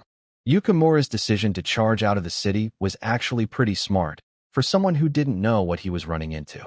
See, Temujin deliberately avoided attacking the front gate where the Sanada Maru fortress was. Instead, he parked on the side with the tall walls and just started hammering arrows into them. The walls were only level 6 quality, and Mongol cavalry arrows with multiple skill buffs stacked on top were hitting like cannonballs. Chunks of wall were literally falling off.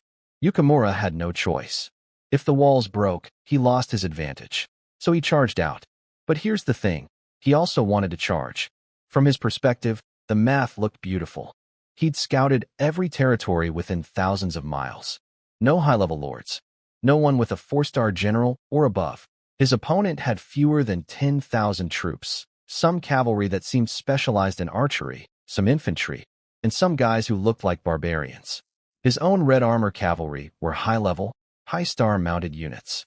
Against archers and foot soldiers, charging was textbook correct. He had numerical advantage. Level advantage. What he thought was star rating advantage. Cavalry versus infantry type advantage. And his fully stocked city right behind him as a safety net.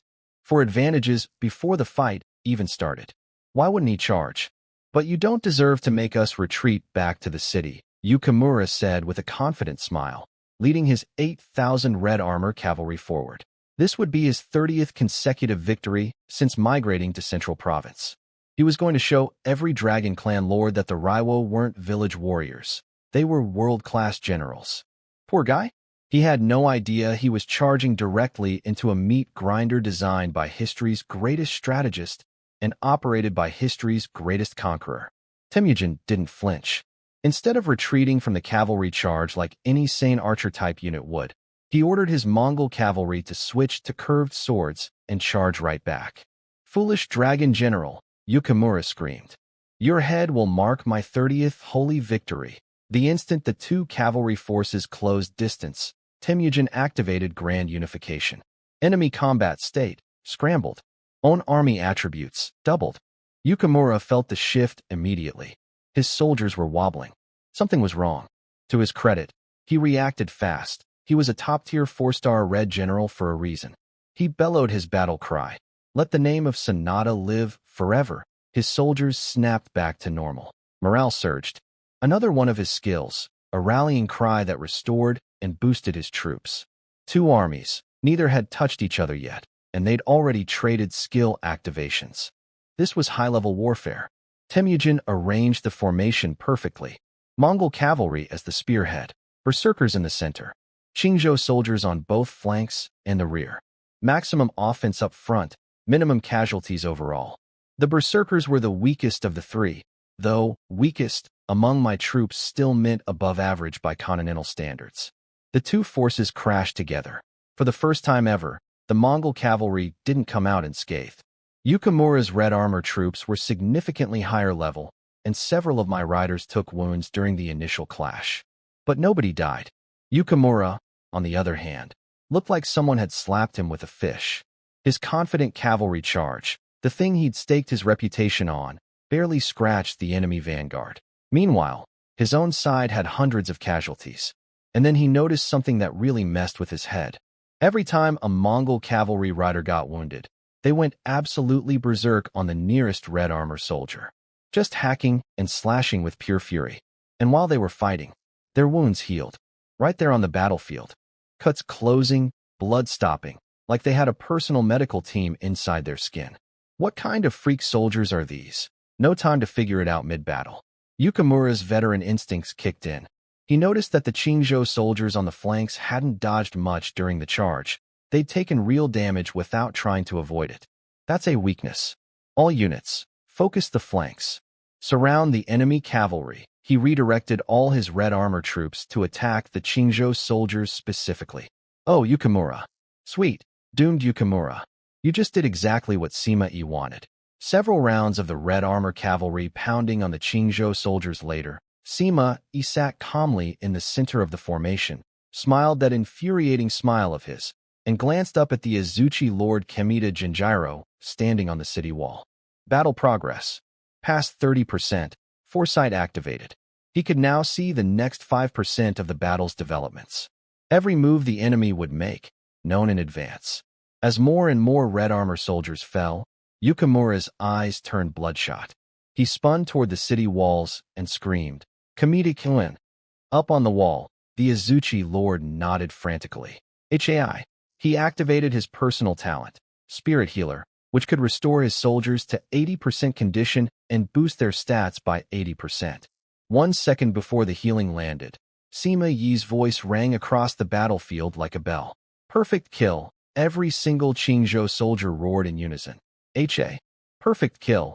When Qingzhou soldiers are near death from enemy attacks, they recover 50% HP and all enemy recovery abilities are disabled. Kamita was classified as part of the attacking side since his troops were the aggressors. His Spirit Healer talent? A recovery skill. Instantly nullified. Yukimura watched in horror as the Qingzhou soldiers he'd been beating to a pulp suddenly healed up, while his own soldiers kept dropping and his lord's healing power did absolutely nothing. Kamita Kun. Heal the troops. I already used it. Kamita screamed back, staring at his interface in panic. It's not working. Damn it. Yukimura's gaze snapped to Sima-I and met that calm, knowing smile. Everything clicked. He'd been played from the very beginning. The Qingzhou soldiers wanted to get hit. They needed to take damage. Their entire design was a trap, and he'd walked straight into it with all 8,000 of his best troops. What kind of monsters are these soldiers? Fine, I have one more trick. He activated his final skill, Shadow Warrior. A Sonata family battle flag rose high, and suddenly 3 identical copies of his entire red armor unit appeared on the battlefield. For groups of soldiers, all looking exactly the same. Impossible to tell which was real. Cute trick. Really, very theatrical. Sima-I looked at the illusion army and actually laughed. Then he called out to Temujin. General, done playing yet? Yeah. Temujin's voice thundered across the field with the same devastating authority. Equilibrium. Every red armor soldier on the battlefield, real or fake, suddenly felt their bodies go weak. Their level 8 stats collapsed, crushed down, all the way to level 2. What? I went from level 8 to level 2. Yukimura stood frozen, his face white as snow. He'd been barely holding his own at level 8. At level 2, against these nightmare soldiers, it was over. It was completely, utterly, mathematically over. All he saw next was Temujin's cold eyes and the flash of a curved blade. From the moment Yukimura decided to lead his troops outside those walls, he'd already lost. He just didn't know it yet. That was the beauty of fighting Sima-Yi's army. You didn't realize you were dead until after you'd done everything exactly how he wanted. Temujin's blade was a centimeter from Yukimura's throat when a jade pendant on Yukimura's chest suddenly flashed. A ghostly projection of an old Raiwo man materialized from it. Sir, please spare him. I will grant any request you make. Temujin didn't hesitate, not even for a second. The curved blade slid across Yukimura's throat. The old man's projection flickered with rage. The Samurai Alliance will hunt your lord. Forever, the old Raiwo man's projection screamed his curse and vanished. But as Yukimura died, the jade pendant released a burst of blood-red light that slammed into Temujin's arm. It transformed into a black katana mark, burned right into his skin. Another tracking mark, just like the one the Shadow Mantis put on Nyo Air.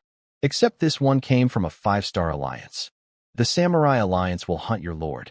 Forever. Yeah. Get in line, Grandpa. Temujin didn't waste a single second mourning the death of Raiwo's greatest warrior. He raised his curved sword high. Charge with me. With Yukimura dead, his red armor cavalry had no commander. And at equal levels. Thanks to equilibrium dragging them all down to level 2. A 6-star gold unit fighting leaderless 4-star red soldiers was like wolves loose in a sheep pen. It wasn't a battle anymore. It was a harvest. Temujin's riders just raised their swords and dropped them, raised and dropped, all the way through the gates of Azuchi Castle. Meanwhile, on a distant island in the Shattered Star Archipelago, the old man from the Jade Pendant was kneeling on a tatami mat, reporting to his alliance leader. Alliance Master, Sanada-kun has been killed by Dragon Clan forces. The alliance leader sat in a high seat, surrounded by incense smoke so thick you couldn't even see his face. He was mid-sip on his tea when he heard the news. Smash! Teacup shattered against the floor. Baka! Sanada was a critical piece I placed in Central Province. Find whoever did this. Spare no expense. I will turn them into sashimi. Cool threat, bro. Really scary. I'm shaking. Back at Huaxia territory, I'd been pacing since dawn. When I finally saw the Mongol cavalry army approaching in the distance around noon, my heart nearly jumped out of my chest. But something was wrong. Temujin wasn't with them. Zhongda? Where's Temujin? Sima dismounted calmly. The Samurai Alliance placed a tracking mark on him during Yukimura's death. He stayed behind in Azuchi Castle to clean up the battlefield and avoid leading them back here. Another tracking mark. I rubbed my forehead. Sima Yi's expression was grave. Temujin says this one is high-grade. The positioning will be extremely accurate. I thought about it for a minute. Then a vicious smile spread across my face. 5-star alliance? So what? We're in Central Province. Their home base is on the Shattered Star Islands. You think they're going to send their entire army across the ocean to find me? The second Araiwo 5-star alliance marches into Central Province in full force, every Dragon Clan top lord and 5-star alliance will come down on them like a hammer. No matter how busy they are with their own wars. And with the nation founding opportunity approaching, there was zero chance the Samurai Alliance would send their heavy hitters away from home base. They needed those forces to compete for the crown. As long as their top-tier combat power stayed home, I was confident I could handle whatever they threw at me, especially on MY home turf. Tell Temujin to stay at Azuchi Castle for now. Once I upgrade Huaxia territory to level 5, I'm building a military city, and Temujin will command it. Sima Yi's eyes lit up with approval. Brilliant, my lord. The tracking mark on Temujin is a double-edged sword. Used correctly, it becomes a weapon against them. Then he laid out the logic that I was already piecing together. The Samurai Alliance couldn't send top forces. The tracking mark would lead enemies to the military city, not my main territory. They'd follow the mark, expecting to find headquarters, and instead walk straight into a fortress full of soldiers. That's not tracking a target. That's walking into a hornet's nest carrying a stick. And even if they somehow conquered the military city, we just pull the soldiers out beforehand. Congratulations, you spent enormous resources to capture an empty building. Here's your prize. Nothing. The entire strategy hinged on one thing. Huaxia territory's coordinates must never be exposed. If the main city stayed hidden, this plan was perfect. If it leaked, everything collapsed. Zhongda, you and Temujin clearly already had this planned out, didn't you? And you came here to test whether I'd figure it out myself. Sima bowed with that insufferable smile. Everything is at the Lord's discretion. Everything is at the Lord's discretion. Ha! I couldn't even be mad. These two were so good at their jobs that they were now running quality checks on MY strategic thinking. I was being audited by my own generals. And I passed. Let me tally up my current enemy list real quick. 1. The Samurai Alliance, a 5-star Raiwo alliance across the ocean. Angry, vengeful, far away. 2. The Red Crow Alliance, the biggest bandit coalition in Central Province. Close, dangerous, still lurking. 3. Chun Fong and his useless son. Honestly, I'd almost forgotten about these clowns. They were like a mosquito on the enemy list, technically there, but not worth slapping. Now let's go count the loot, Sima Yi said with a grin. Lead the way. That was a hard fight. I want to see what we got. Regular supplies and equipment had already been sent to the logistics department. But Sima Yi had saved the best part for me personally. My lord, I've brought you the key to reaching level 5. And that would be people. On his signal, Qingzhou soldiers began leading long lines of civilians through the gates of Huaxia territory. Men, women, children, elderly, nearly 100,000 Central Province natives that the Raiwo had captured and imprisoned in Azuchi Castle. The moment these people walked through the gates and saw familiar Central Province faces everywhere, shops, streets, regular people living normal lives, they started crying. They didn't know if this new lord was good or bad yet, but being in Dragon Clan hands beat being Raiwo prisoners by about 1,000,000 miles. Watching them pour in, I felt two emotions crash into each other. Fury, that the Raiwo had dared to capture this many of our people, and joy, that I'd freed every single one of them. Plus, if I'm being practical about it, 100,000 people was more than enough to meet the population requirements for level 5. Heck, it might even cover level 6. Get these people sorted, men, women, elderly, children, separate groups. Have the logistics department and every tavern in the city prepare hot meals immediately. Anyone who wants to stay, stays. Anyone who wants to leave, leaves. Those who stay get background checks and citizenship processing. Nobody left. Not a single person. They'd been beaten, starved, and terrorized. Now someone was feeding them hot food and offering them a home where people lived in peace. Why would anyone walk away from that? The second our registered population hit the level 5 requirement, I slammed that upgrade button. Talent, 100-fold critical, triggered successfully. Level 4 to level 5 normally takes 2 years. With my talent, just over 7 days. The next evening, a Mongol cavalry rider came galloping in at full speed from Azuchi Castle. My lord, Officer Temujin sent me to deliver this. I took the item and scanned it with my lord's seal. Unknown summon item. My hands went numb. Unknown. Just like last time. Just like the summon item that gave me Temujin. I didn't think. I didn't hesitate. I didn't walk. I ran to the hero altar. Could it really happen twice? I slapped the item onto the altar and hit summon so hard I nearly broke the button. White light exploded across the altar. Ding. Congratulations. Summon successful. Obtained 5-star orange tier general. Talent, 100-fold critical, triggered, upgraded to 6-star gold tier general. Orange to gold. Again. My talent did it again. The light faded, and standing on the altar was a young man. Barely looked 20. Riding a magnificent white warhorse, wearing a bronze tiger head helmet, clad in coiling dragon chainmail armor, gripping a long spear like it weighed nothing. Sharp features, bright eyes, young face radiating pure, overwhelming confidence. He opened his mouth and his voice rang across the entire territory like a war drum. Those who invade my land, and no matter how far they run, shall be destroyed. I knew exactly who this was. The teenage prodigy who led 800 cavalry against the entire Xiongnu nation. The man who rode so deep into enemy territory, he performed a victory ceremony on their sacred mountain. The youngest military genius in Chinese history. The champion marquis himself. Huitzubing. This kid, and I say kid, because he looked about my age, rode his gorgeous white horse right down the steps of the hero altar like it was a red carpet. Not a care in the world. Just casually trotting down sacred summoning architecture on horseback. He pulled the reins, launched himself off the saddle with the grace of an Olympic gymnast, landed in front of me, and bowed with his fist clasped. Huitzubing greets the Lord. My brain needed a moment to reboot. First of all, he showed up on a horse. Nobody else came with accessories. Temujin walked down. Sima Yi walked down. Li Kuei probably rolled down. But this guy brought his ride. That alone told me he was built different. But I wasn't prepared for how different. Huitzubing. The Huitzubing. Let me give you the highlight reel of this man's resume. Age 18.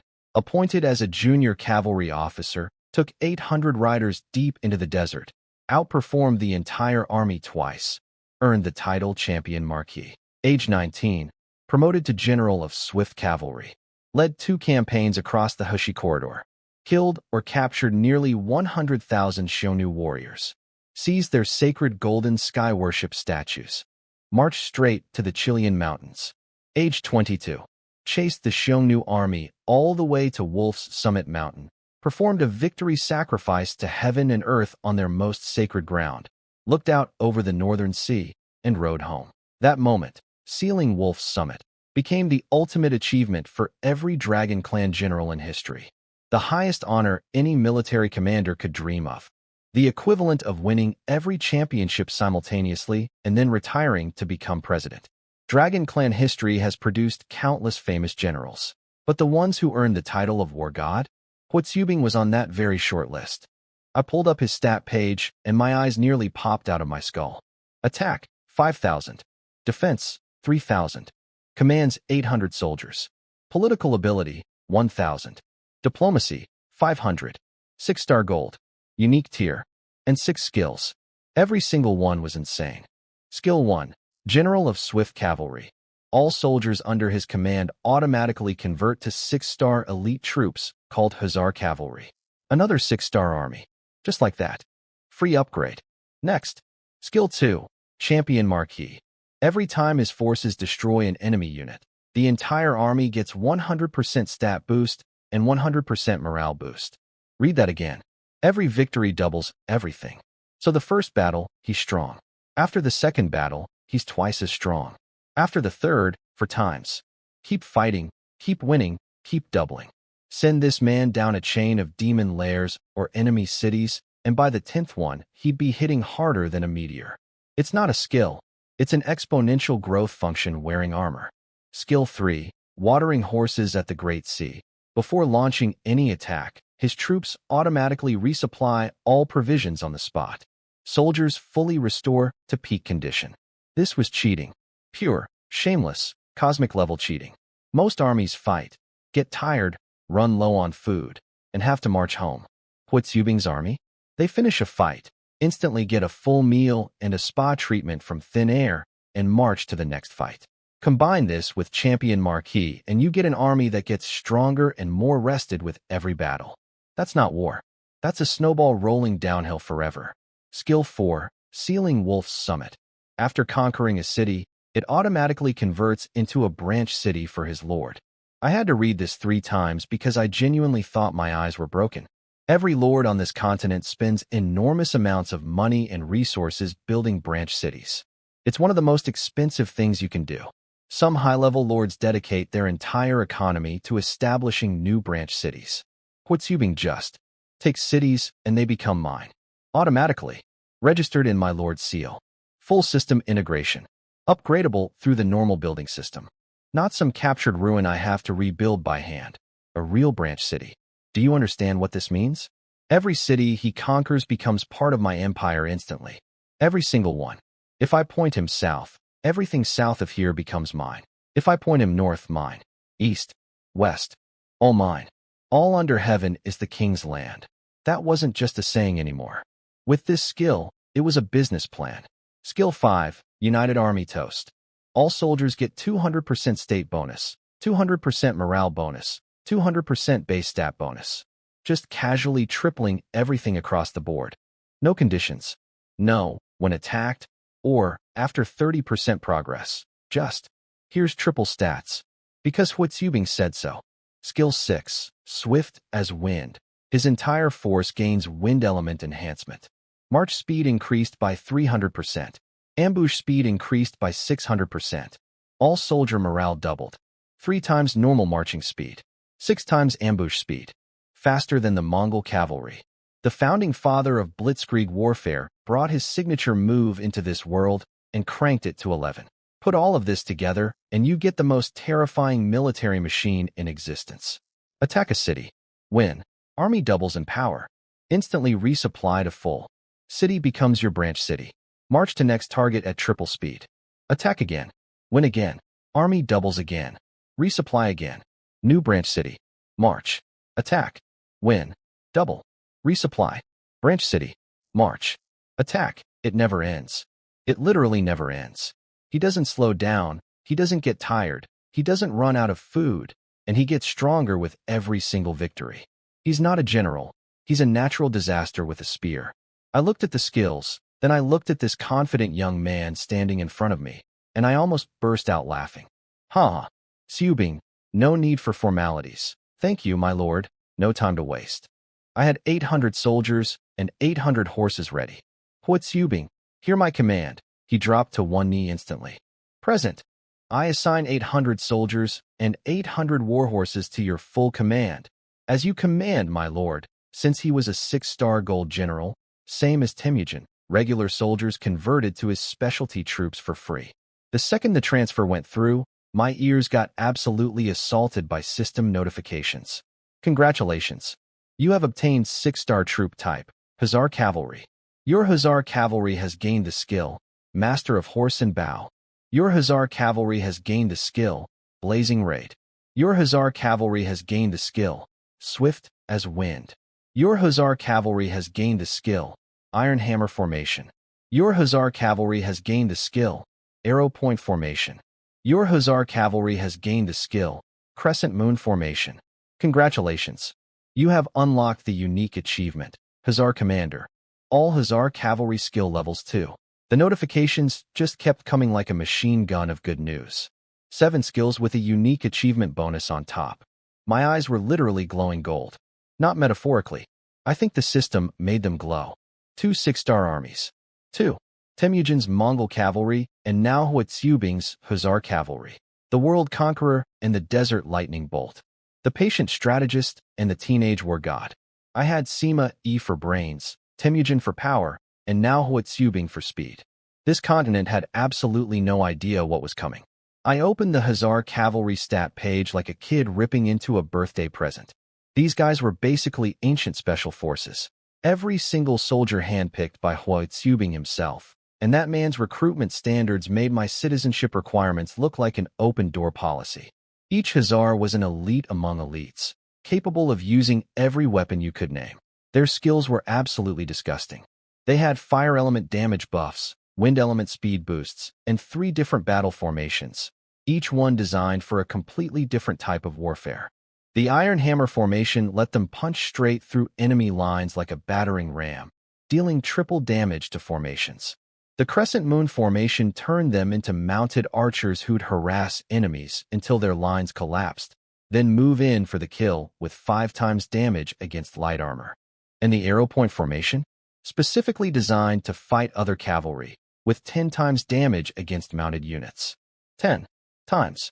If you're on a horse and you see these guys coming, just get off the horse. Actually, just lie down. It'll hurt less. I looked at the 800 Hussar cavalry lined up behind Subing. Red cloaks over black iron armor. Ring pommel sabers at their hips. Steel spears on their backs. Every single one standing next to a powerful warhorse that looked like it ate other horses for breakfast. From now on, you are the elite of Huaxia territory.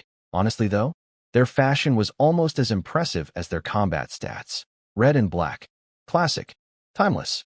My ancestors understood drip better than any modern designer ever could. But here's where things got awkward. I now had 2 6-star gold generals, and only 2 official positions in my level 4 territory, both already taken by Temujin and Sima Yi.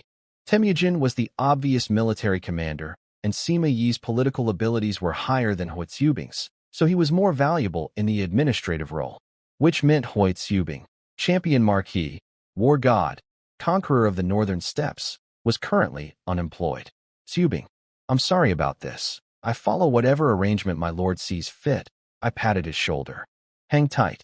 Once the territory hits level 5, I'm making you a general immediately. Subing thanks the lord. All right, it's getting late. Go explore Huaxia territory and get familiar with the place. I'll have someone deliver a briefing on our current situation. Understood. Subing takes his leave. Now, I didn't rush him out because I suddenly had too many strong generals and got cocky about it. I had urgent business. The Lord Seal communication channel. I'd been so buried in internal spy drama and external warfare that I hadn't checked it in ages. And in a world this big, the communication channel was basically the internet, your only window into what was happening everywhere else. But let's be real. The other reason I opened it was to go shopping. We'd looted a Zuchi castle clean. I was sitting on mountains of resources. Katanas, Raiwo armor, random equipment I had zero use for. All of it going up on the trading market. I was so loaded right now that Huasha territory could shut down all operations for years, and my people would still eat well. I also had a group of Raiwo geisha entertainers that I had absolutely no idea what to do with. My first instinct was to list them on the trading market because Raiwo geisha were famous across the 9 provinces and would fetch a premium price. Then I found out they were just regular singers who'd been dragged along during the city migration without knowing anything about the military plans. Innocent civilians. So instead, I tossed them into the Red Romance Premium Club inside the city to continue performing. Added some exotic flair to the entertainment district, gave tourists another reason to spend money. Why couldn't the Eagle Clan or Lion Clan have migrated a city here instead? Then I could have assembled a complete international girl group at Red Romance. I shook that thought away and opened the communication channel while my goods were listing. The chat was on fire. And not the fun kind. The Little Island people are causing trouble again. Multiple Raiwo cities have popped up all over Central Province. Where are the top lords?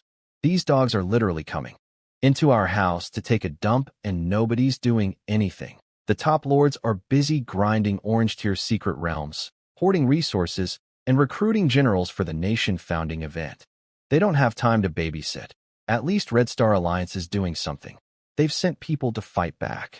Red Star Alliance is the GOAT. Every other alliance is acting blind. Disgusting. Forget the Raiwo problem. Has anyone heard about the Great Wall? The top lords pulled most of their troops from the wall to go raid secret realms. Demons have broken through at several points. My stomach dropped. What? The wall is breached. I just built a branch city in Mo's Snow Province. I'm so screwed. Never mind the wall. The beasts in the 100,000 mountains are swarming out too. Multiple beast tides. Can any kind lord lend me some troops? I'm about to become animal droppings. That's what you get for setting up near the 100,000 mountains without the strength to back it up. Deserved. I'm a girl though. Just sent you a private message. Accept it. Quick question. Standard market rates, right? Ah, humanity. Never changes. Not even in another dimension. I closed the channel with a heavy expression. The Great Wall situation was genuinely concerning. If the demon armies poured through those breaches into Central Province, it would be catastrophic for everyone. And it was happening because the top lords got greedy, pulling their forces from the wall to fight over secret realm loot right before the century catastrophe. Short-sighted idiots. The demons were literally at the gate, and these people were arguing over who got to open the treasure chest first. I dug through more posts about the wall situation. Most of it was useless noise. The key facts were, top lords withdrew most of their troops and generals from the wall to speed-run Orange Tier secret realms. Demons saw the opening and punched through several, minor, defensive points. Some faster lords had already finished their realm runs and were rushing troops back to patch the holes. I rubbed my forehead and sighed. Forget it. Nothing I can do about that right now. Huasha territory was still level 4. I wasn't even qualified to be assigned a branch city position on the Great Wall. The system only sent level 6 and above territories to defend Mo's Snow Province. Worrying about it now was like a freshman stressing about graduate school. Best thing I could do? Level up. Fast. Hit level 6. Build a branch city in Mo's Snow Province. Join the wall defense. And start farming merit points while holding back the demon tide. Until then, keep building, keep fighting, keep growing. The world was falling apart, and I needed to be strong enough to hold my piece of it together when the real storm hit. The days leading up to the level 5 upgrade were busy. Temujin was holding down Azuchi Castle, sorting out all the post-conquest chaos. Sima E was buried neck-deep in paperwork back at Huasha territory, processing 100,000 new citizens. And I mean processing, background checks, identity verification, career history documentation, skill assessments, all cross-referenced multiple times. With our tiny government staff, it was like trying to empty an ocean with a teaspoon. Even the Qingzhou soldiers had to put on civilian clothes and help with clerical work. Elite 5-star warriors filling out registration forms. Sima E was probably dying inside. And Huitsubing? That kid was a problem. I'd assigned him to sweep the surrounding area clean of demon lairs and beast nests, standard maintenance work, since if you leave those things alone they eventually attack your territory. Simple enough job, right? Wrong. This maniac was clearing them so fast I couldn't even track him. I'd check my true side eye, see his cavalry near the territory borders, Look away for literally 5 minutes. Check again. Gone. Vanished. Already hundreds of miles away, leaving a trail of destroyed layers behind him like a comet made of violence. Please don't start a war with anyone important, I muttered to myself. We're still in our growth phase. Low profile. Low profile. Telling Huatsubing to keep a low profile was like telling fire to be less warm. But a man can dream. Finally, after what felt like an eternity of staring at a countdown timer, the sweet chime of the system rang in my ears. Level 5. Finally. I didn't waste a single second. Opened the territory management page, switched to God View, and started placing every unlocked building I could. Residential housing went into the zones I'd pre-planned for civilian districts. Then came the recommendation hall. Assign a qualified general to it, and it would automatically identify talented individuals among the population and recommend them to me. Sure, I had true side eye and could technically scan everyone's talents myself. But with over 100,000 citizens now, checking each person individually would take until the heat death of the universe. The recommendation hall would do the scouting for me. Then the industrial department, the one I'd been dying to unlock. I placed it near the logistics hub, far from the residential areas. This was my direct control zone. Government stuff only. First order of business for the industrial department. Drain the lake sitting on top of my bloodthirst stone deposit. I gave them specific instructions. Redirect the water to maintain the water supply first, then start mining. Can't have my citizens dying of thirst while I'm getting rich. That's bad optics. With all that handled, I called Sima in. Time for the main event. Branch City. I projected our compiled map onto the table. Every scout report, every terrain survey, all of it spread out in front of us. Zhongda, where should we build the military city? He stroked his chin thoughtfully. Huaxiao territory is currently unbeatable at our level, and we have few rivals even within our tier. The real threats come from high-level territories and major alliances. However, since Huatsubing's Sealing Wolf Summit skill can convert conquered cities into branch cities anywhere, there's no rush to build far away for resource grabbing.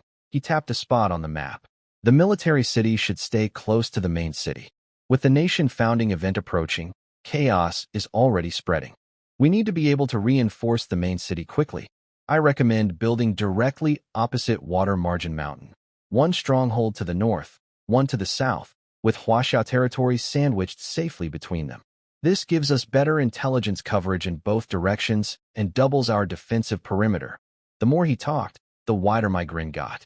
You sneaky fox. You've been here barely a week and you've already figured out exactly how I think. You're too sharp for your own good, Zhongda. I've always appreciated people who can analyze a problem clearly, propose a specific solution, and explain why their solution works. Not like that one newly registered citizen who burst into my office a few days ago, declared he could build Huaxia territory better, demanded I give him an official position, and then proceeded to spout nothing but empty buzzwords. I nearly kicked him through the wall. After that incident, I tripled security between the residential district and the administrative zone just to keep ambitious idiots from ambushing me. Sima just smiled modestly and stroked his beard. I merely speak to the facts at hand, my lord. Then we'll go with your facts. Let's build. We selected the location together. I confirmed the construction. 10 million resource points. Gone. Just like that. Poof. Vanished into thin air to create what was essentially an empty shell of a city.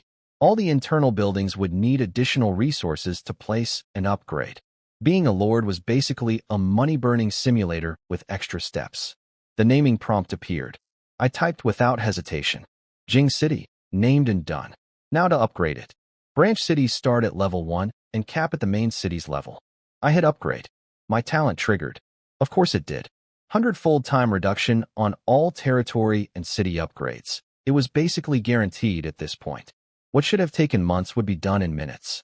I also noticed something interesting about my talents pattern. For territory and city upgrades, it triggered every single time without fail. For hero summoning, it was random, but I noticed it activated more often on higher grade summon items. Good to know for future gacha gambling. I placed all the buildings inside Jing City, then called for a messenger. Send word to Temujin. Take a roundabout route to Jing City and assume command there. And have logistics send provisions and essential supplies ahead of him. The roundabout route was critical. If Temujin marched straight from Azuchi Castle to Jing City, anyone tracking his mark would see a direct line pointing right at our territory. He needed to loop around, zigzag, make the trail as confusing as possible. As I was wrapping up, I noticed Sima Yi's brow was slightly furrowed. He had something on his mind. Zhongda? You look like you want to say something. Sima Yi opened his mouth, closed it, opened it again, and closed it. The man who outsmarted 3 generations of the Chow family was struggling to find words.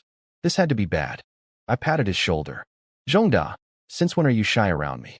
Just say it. He hesitated, then spoke carefully. My lord, Water Margin Mountain and Jing City now guard Huaxia territory from 2 sides. However, the soldiers and commanders at Water Margin Mountain are still extremely low level. Li Kuei's group can't hold their own as an equal defensive point alongside Jing City, which means Water Margin Mountain's strategic value is significantly diminished. He looked at me like he was delivering news that someone's favorite pet had died. I waved my hand. That's what you were worried about? Zhongda, relax.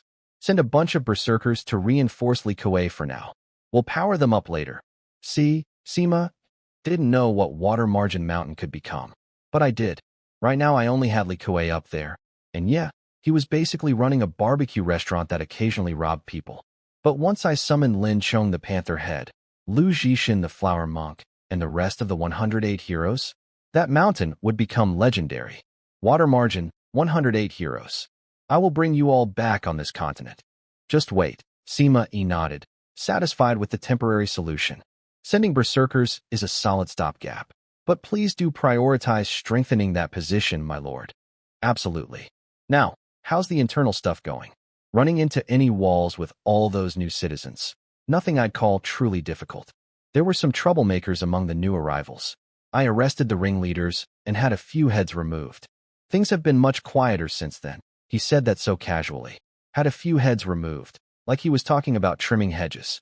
The Raiwo spies left inside the city have all been cleaned out as well. The main challenge remains staffing. We simply don't have enough department heads to run everything properly. For the citizenship processing, I've recruited some of our earlier citizens to help, so it's still the not enough generals problem. I rubbed my chin. Over 100,000 citizens, and I'd only summoned about a dozen generals total. Even with talented civilians stepping up, my leadership corps was stretched thinner than paper. I'll speed up collecting summon items. One more thing, my lord.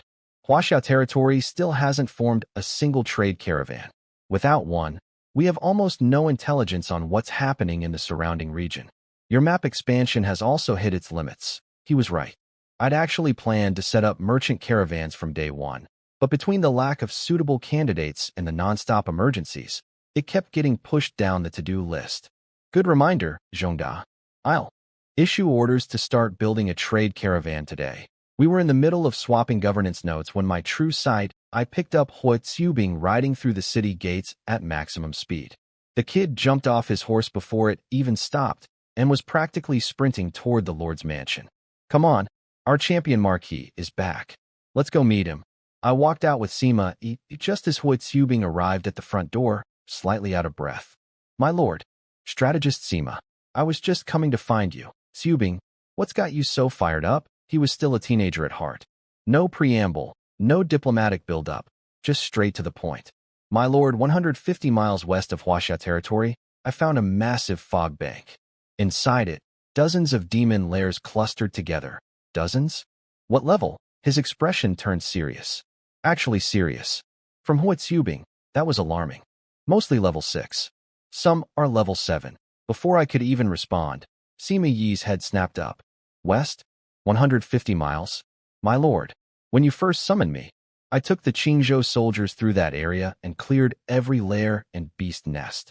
Even if new ones spawned, they shouldn't be that high level, and certainly not in those numbers. He was right. Something wasn't adding up. Level 7 demon lairs were high-tier territory.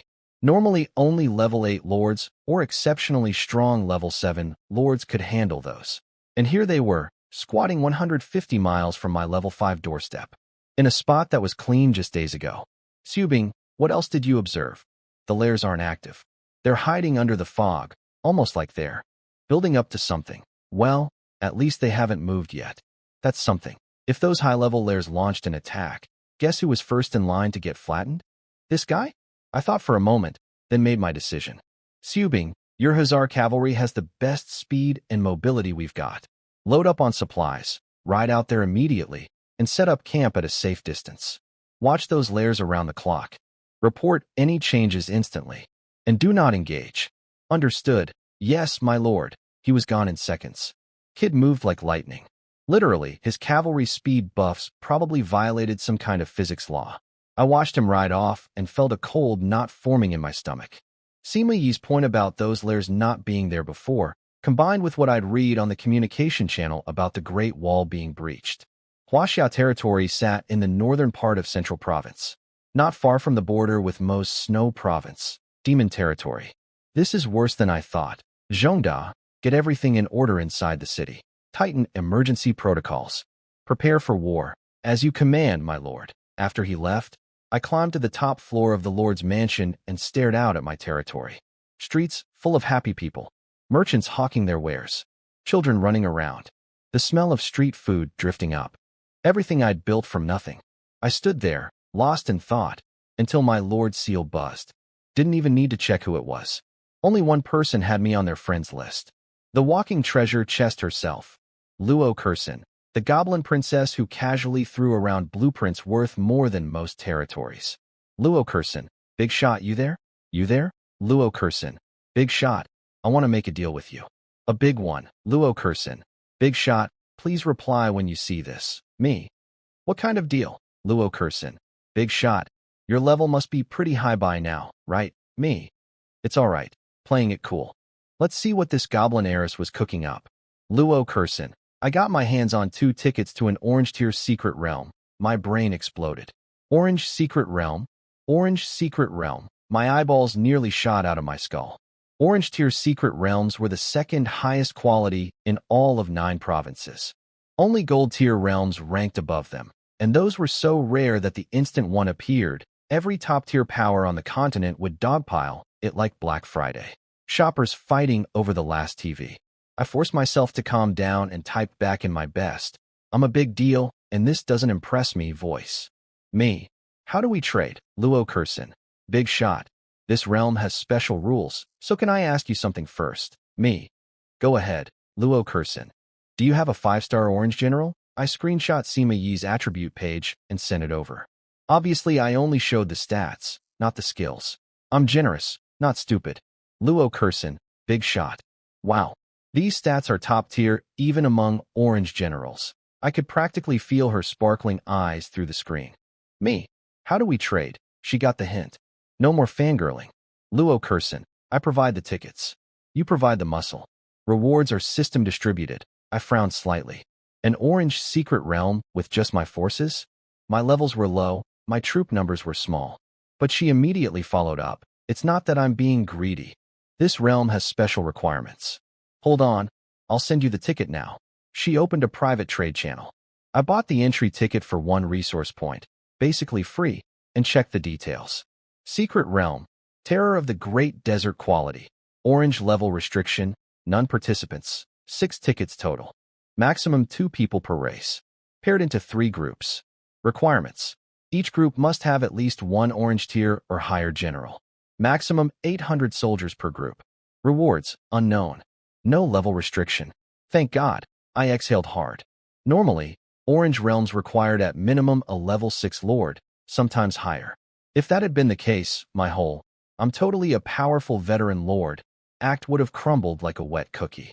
Because I was, in fact, just a level 5 lord who happened to have slightly overpowered forces. The requirements also explained why Luo Kursin needed me specifically.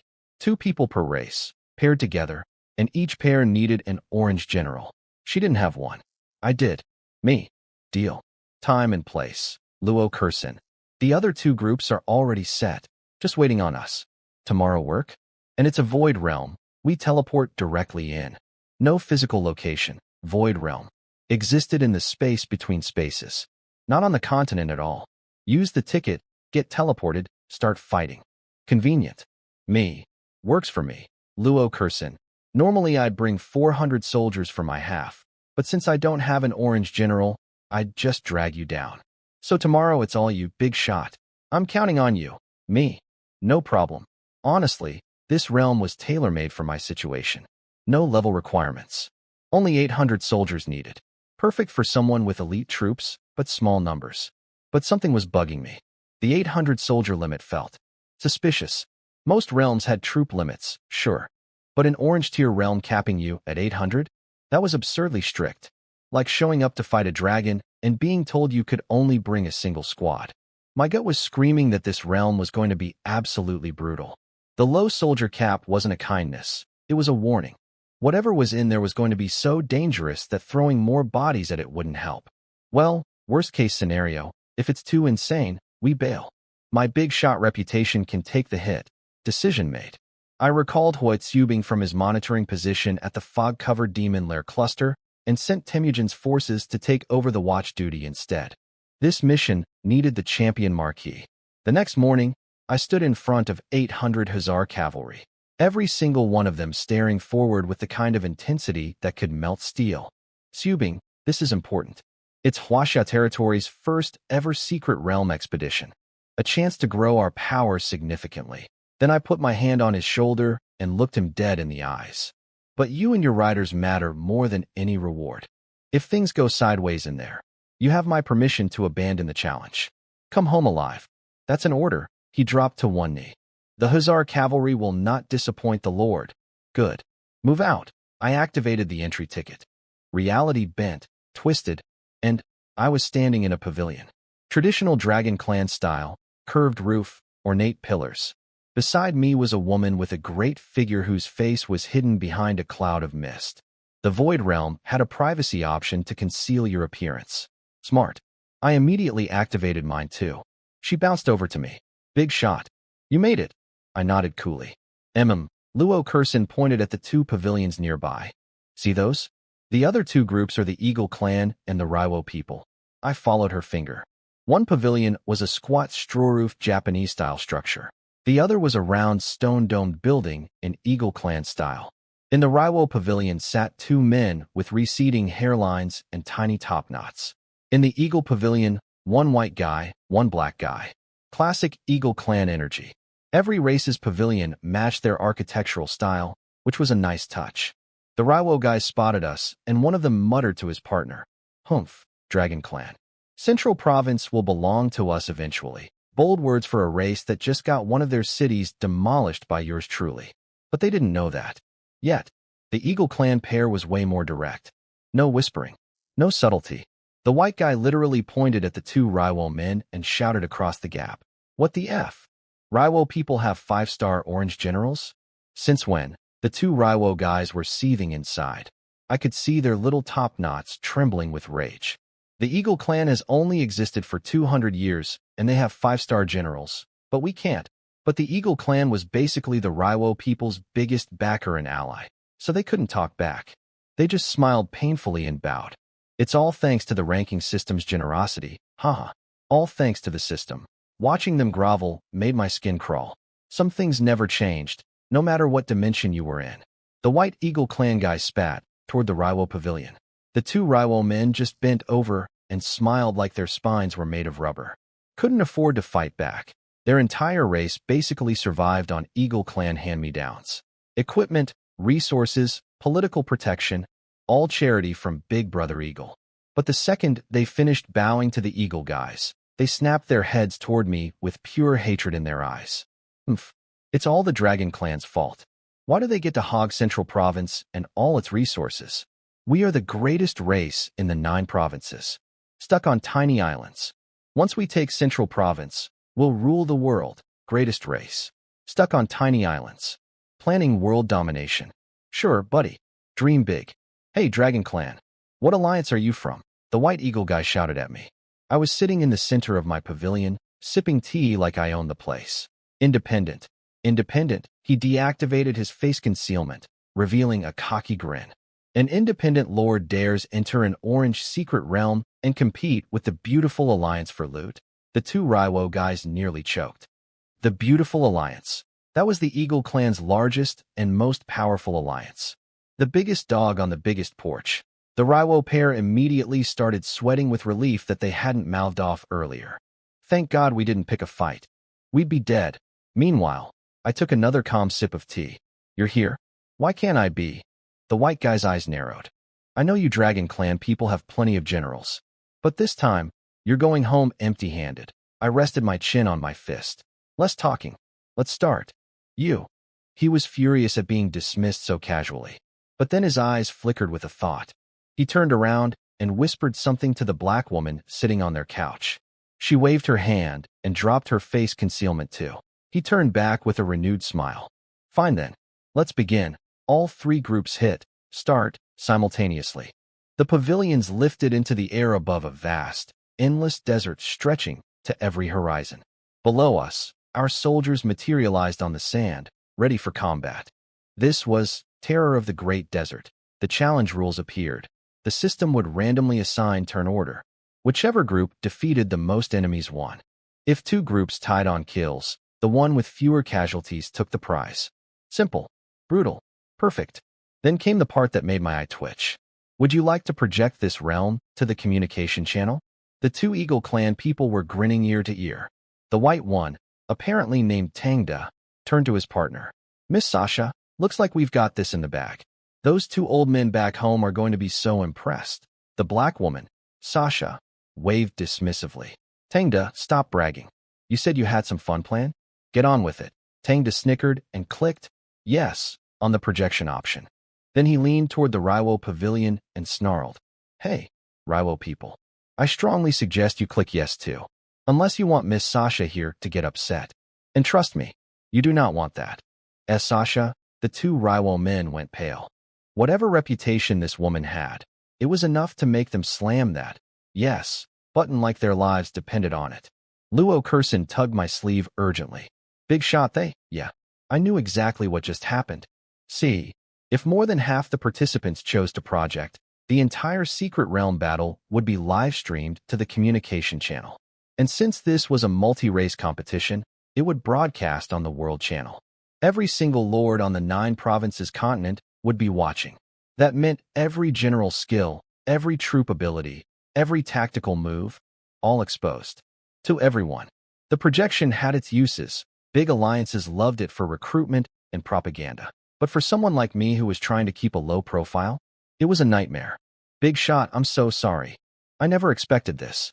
After it's over, I'll compensate you. I promise. Luo Kursin was genuinely distressed. She'd invited me, and now my orange tier general skills were about to be broadcast to the entire world. Every lord would see exactly what my forces could do. In future battles, they'd already know my playbook. But honestly, I wasn't that worried.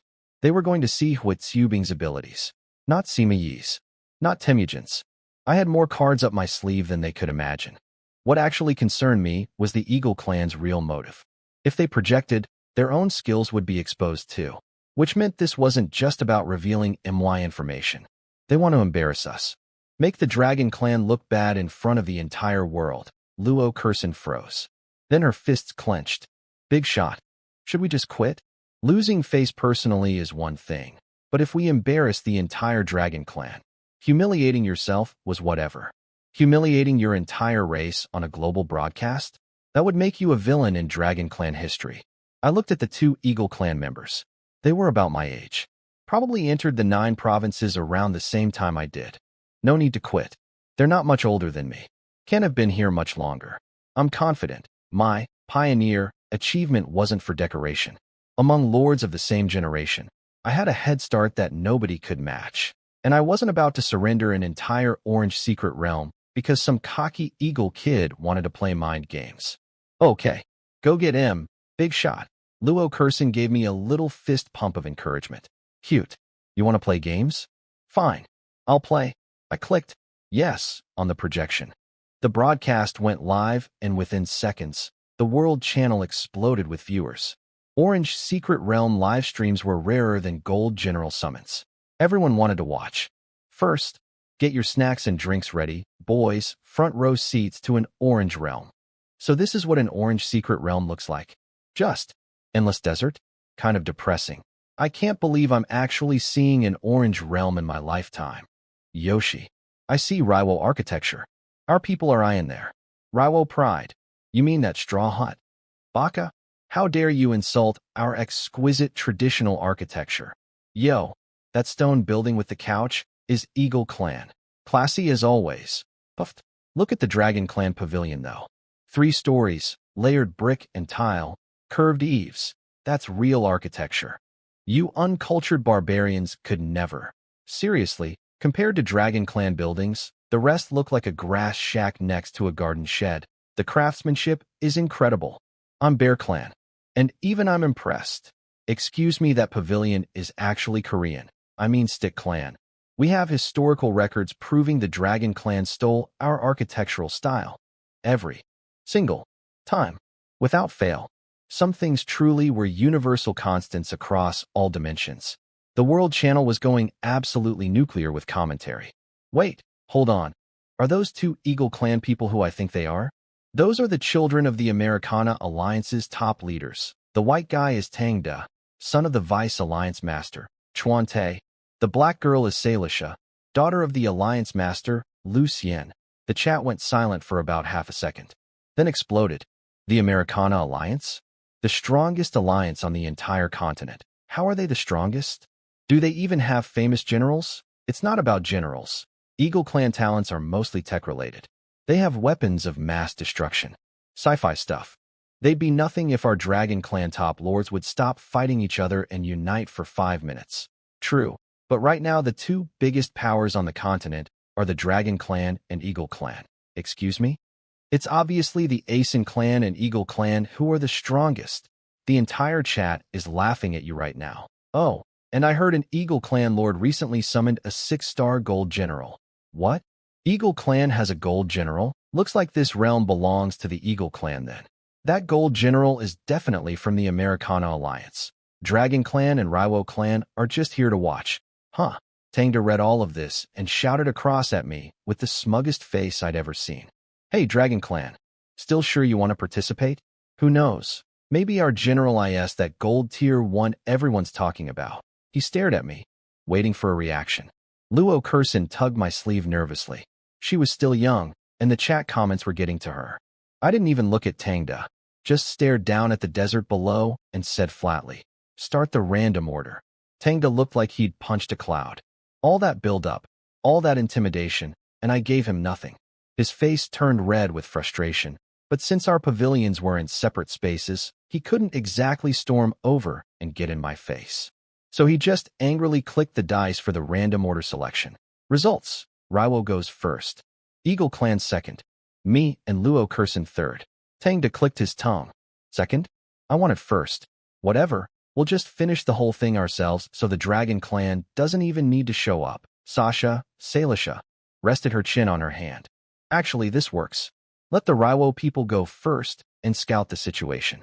We go second and crush whatever's left. And the Dragon Clan in third place? They won't even get a chance to compete. We'll have already won. Ha! Great minds think alike, Sasha. Meanwhile, in the straw hut, the 2 Raiwo guys were huddled together panicking. Vice Alliance Master, what do we do? Those are the Americana Alliance's prince and princess. Should we throw the match as a gesture of respect? The Vice Master thought long and hard, then shook his head. No, everything's chaos now. Once the nation-founding opportunity arrives, today's masters could be tomorrow's servants. We can't give up an orange secret realm. HAI. Let's go, oh no. Time to surprise everyone. They clicked start. The challenge details appeared for everyone to see. 800 versus 80,000. Score based on total enemies defeated. In case of tied kills, lowest casualties wins. Time limit, 2 hours. Quitting forfeits your score. 800 soldiers against 80,000. And not just any 80,000. These were orange tier realm enemies. Elite monsters in an elite dungeon. The World Channel had a collective aneurysm. 800 versus 80,000? What are you supposed to fight with? Harsh language. It's an orange realm. Those enemies are all orange tier. This is impossible. Read the rules. Genius. You don't have to kill all 80,000. You just need to kill more than the other teams. Even a few hundred kills could win if everyone else does worse. Yeah, but you have to survive 2 hours. Quit and your score is erased. It's not just some orange enemies. It's 80,000 orange enemies. 2 hours of that could grind your entire army to dust. Only way is hit-and-run tactics. If you're fast enough and have enough stamina, maybe you survive the timer. Huh? You're all scared of 80,000? My Asen clan once fielded 100 million soldiers in a single battle. Bro, your history books are less believable than comic books. Sit down. Back in the straw hut, the younger Raiwo guy was shaking. Vice Master, should we quit? Matsudaira is one of our rare orange generals. We can't lose him. The Vice Master's face was dark as a thundercloud. The entire world is watching. We cannot disgrace the Raiwo people. Besides, Matsudaira is known as the Divine Lord of the East. We must trust in his abilities. He can endure 2 hours. HAI. Ono trembled as he pressed the button. Their soldiers materialized on the sand below. The World Channel immediately pounced. Oh snap, the Raiwo actually started the challenge. Gotta admit, didn't expect them to have the guts. They're probably going to bow to the enemy, surrender, sell themselves, and beg the monsters to let them survive for 2 hours. Baka, how dare you insult the great Raiwo people? Unforgivable. I'd like to clarify, the Raiwo people do not bow to enemies. Wait. Check the username on that clarification post. Holy. That's Chuan Te, the Americana Alliance Vice Master. He's defending the Raiwo. What exactly is he clarifying here? That they do everything except the bowing part? The Raiwo and Eagle relationship is grossing me out. The Raiwo Vice Master up in his pavilion was reading all of this with a face that looked like he'd been eating lemons dipped in poison. But the person defending his people was the Americana Alliance's Vice Master himself. So he swallowed his dignity, ignored it, and shouted down to his general. Matsudaira, no matter what, hold for 2 hours, down on the sand. A man in armor with a shaved head and a small top knot opened his eyes slowly. Hold for 2 hours. He stood up, gripping his weapon. I choose total annihilation. That's the weapon general of the Samurai Alliance's Vice Master. 5-star Orange General Matsudaira Ayasu. The World Channel went wild when they identified him. And once his cover was blown, the Vice Master dropped his face concealment too. I looked at the old man and felt a jolt of recognition. If Temujin were here, he'd have spotted it immediately. This was the same old guy who appeared from Yukimura's jade pendant and cursed us with the tracking mark. The Samurai Alliance Vice Master himself, sitting in a straw hut pavilion not 50 meters from me. Small world. Very small world. Matsudaira Ayasu materialized on the sand below. And from the far side of the desert, the enemy appeared. 80,000 mounted warriors. Long bows on their backs, long sabers at their hips, riding horses in a massive wave of dust and steel. I squinted at them and did a double take. Hold on. They look like Mongol cavalry. Same gear. Same riding style. Same formation approach. If I didn't know better, I'd think someone had copied Temujin's homework. The Raiwo Vice Master's face went pale. Baka, cavalry. This is terrible for Matsudaira. And Matsudaira himself, the guy who just declared, I choose total annihilation, 5 seconds ago, was now staring at 80,000 charging horsemen, and his legs were visibly shaking. Bold words, wobbly knees. To his credit, he recovered fast. He noticed the enemies were only level 1, and he was level 10. Massive stat advantage. He could work with that. But while he was busy thinking, the enemy didn't wait for him to finish. Charge first, arrows second. A wall of projectiles came screaming across the desert before the cavalry even arrived. I was watching this with my best confused face. Seriously, that tactic is exactly the same as the Mongol cavalry. Are these knockoffs? Spread out. Dodge the charge. Matsudaira screamed at his troops. His soldiers were 5-star orange, level 10 veterans. They reacted quickly. But, quickly, doesn't help much when 80,000 horsemen are bearing down on 800. First contact cost him dozens of soldiers. Though, being max level, each of his guys took out about 10 enemies before going down. A 1-to-10 trade ratio. Then the Vice Master up in his pavilion made what might be the single dumbest battlefield decision I have ever witnessed in any lifetime. He stood up and shouted down to his general, in front of the entire world, Matsudaira, survive for 2 hours no matter what. The other soldiers don't matter. Sacrifice them if you need to. If things get bad, wave at me and I'll forfeit the challenge. He literally just told his soldiers, on a global broadcast, that their lives meant nothing and they were disposable meat shields. Matsudaira's face went black with fury. He'd been planning to do exactly that, sacrifice troops to protect himself. But you don't say it out loud. That's like a restaurant chef telling customers he dropped their steak on the floor, but served it anyway. The result is the same, but now everyone knows. Soldier morale cratered instantly. The 1-to-10 kill ratio dropped to 1-to-5. These were living, breathing warriors who'd just been told by their own lord that they were expendable. On live television, in front of the entire world, the World Channel was merciless. Is this Vice Master's talent demoralize own troops? Because that speech hit harder than the enemy arrows. One sentence and half his army went limp. This guy should be classified as a biological weapon against his own side. This is the Samurai Alliance's Vice Master? I could strap a weapon to a dog and get better results. As a member of the Asen clan, I can confirm this is normal for village-level warfare. 3 bro, please stop. Nobody asked. And where are the Stick Clan people? Aren't they going to claim Matsudaira is secretly Korean? After careful review of our historical records, I can confirm the Stick Clan has no connection to Matsudaira Ieyasu. He is not ours. Elmio, even the Stick Clan doesn't want him. Matsudaira spent the next 2 hours running. Just running. Across an endless desert, with a shrinking escort, being chased by tens of thousands of horsemen. From our pavilions above, he eventually ran so far we couldn't even see him anymore. Had to watch through the World Channel projection. This is boring. These Raiwo guys are Olympic sprinters apparently. This is the Samurai Alliance? The Vice Master? I'd get a better show watching paint dry. Confirmed village warrior. Not even a good village warrior. I went and checked our history books specifically to make sure. The Stick Clan absolutely does not claim Matsudaira. He is definitely not ours. The Vice Master up in his pavilion had stopped reading the chat entirely. Just staring at the projection, white-knuckled, praying his general would survive. Finally, after the last soldier fell and Matsudaira spent the remaining time running solo across the sand like a scared rabbit, the 2 hours ended. Raiwo challenge complete. Enemies defeated, 4,500. Own casualties, 800, total loss. Final score, 2.5. The Vice Master's face looked like he'd been slapped with a frozen fish. The World Channel. Isn't 2.0 literally the minimum score for any secret realm?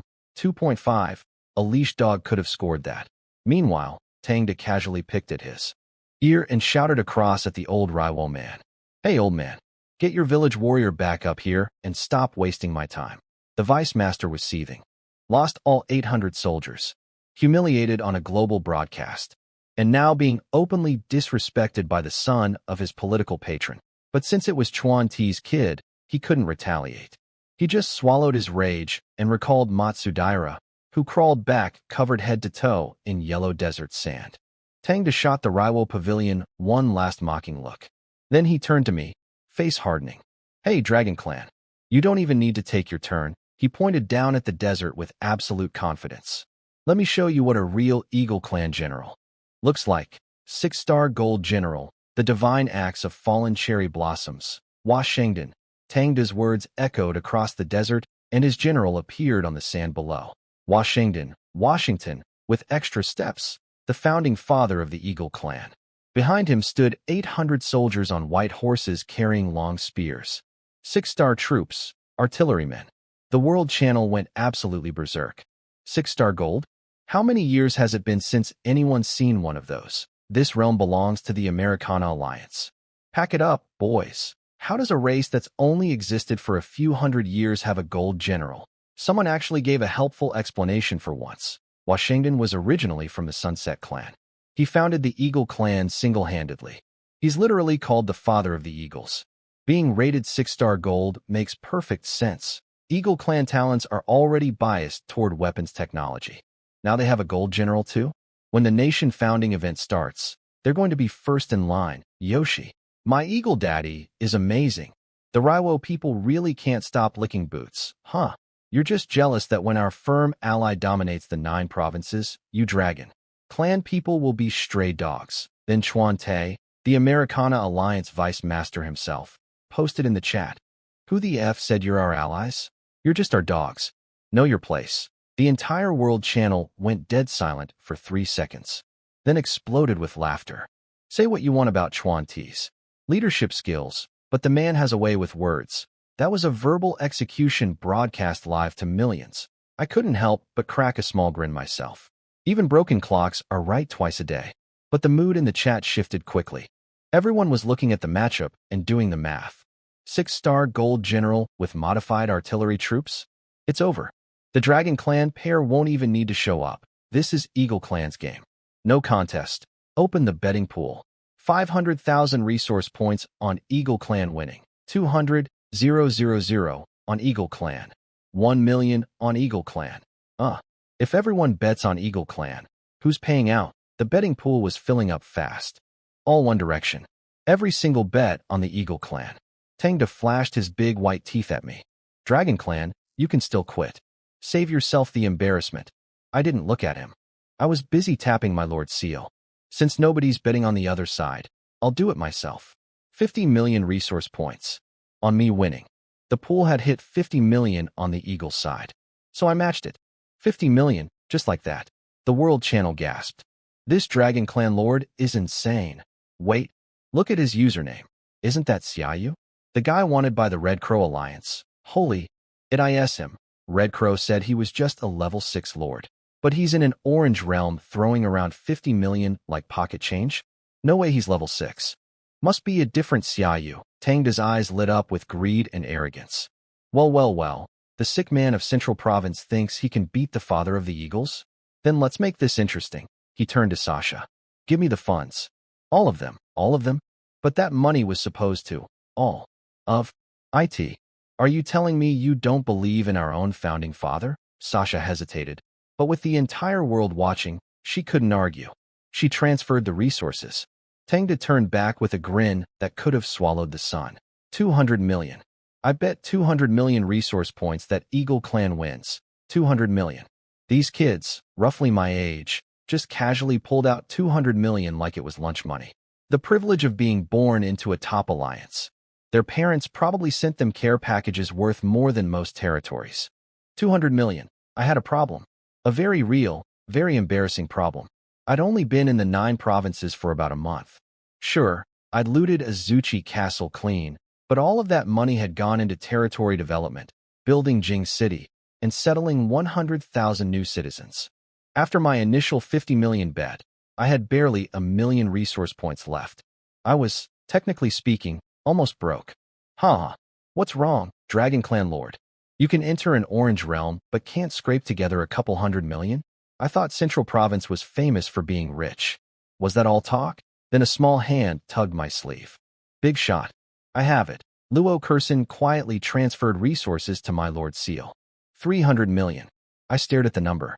This girl, the same girl who couldn't even scrape together a few 100,000 when we first met and had to barter with blueprints, just dropped 300 million into my account.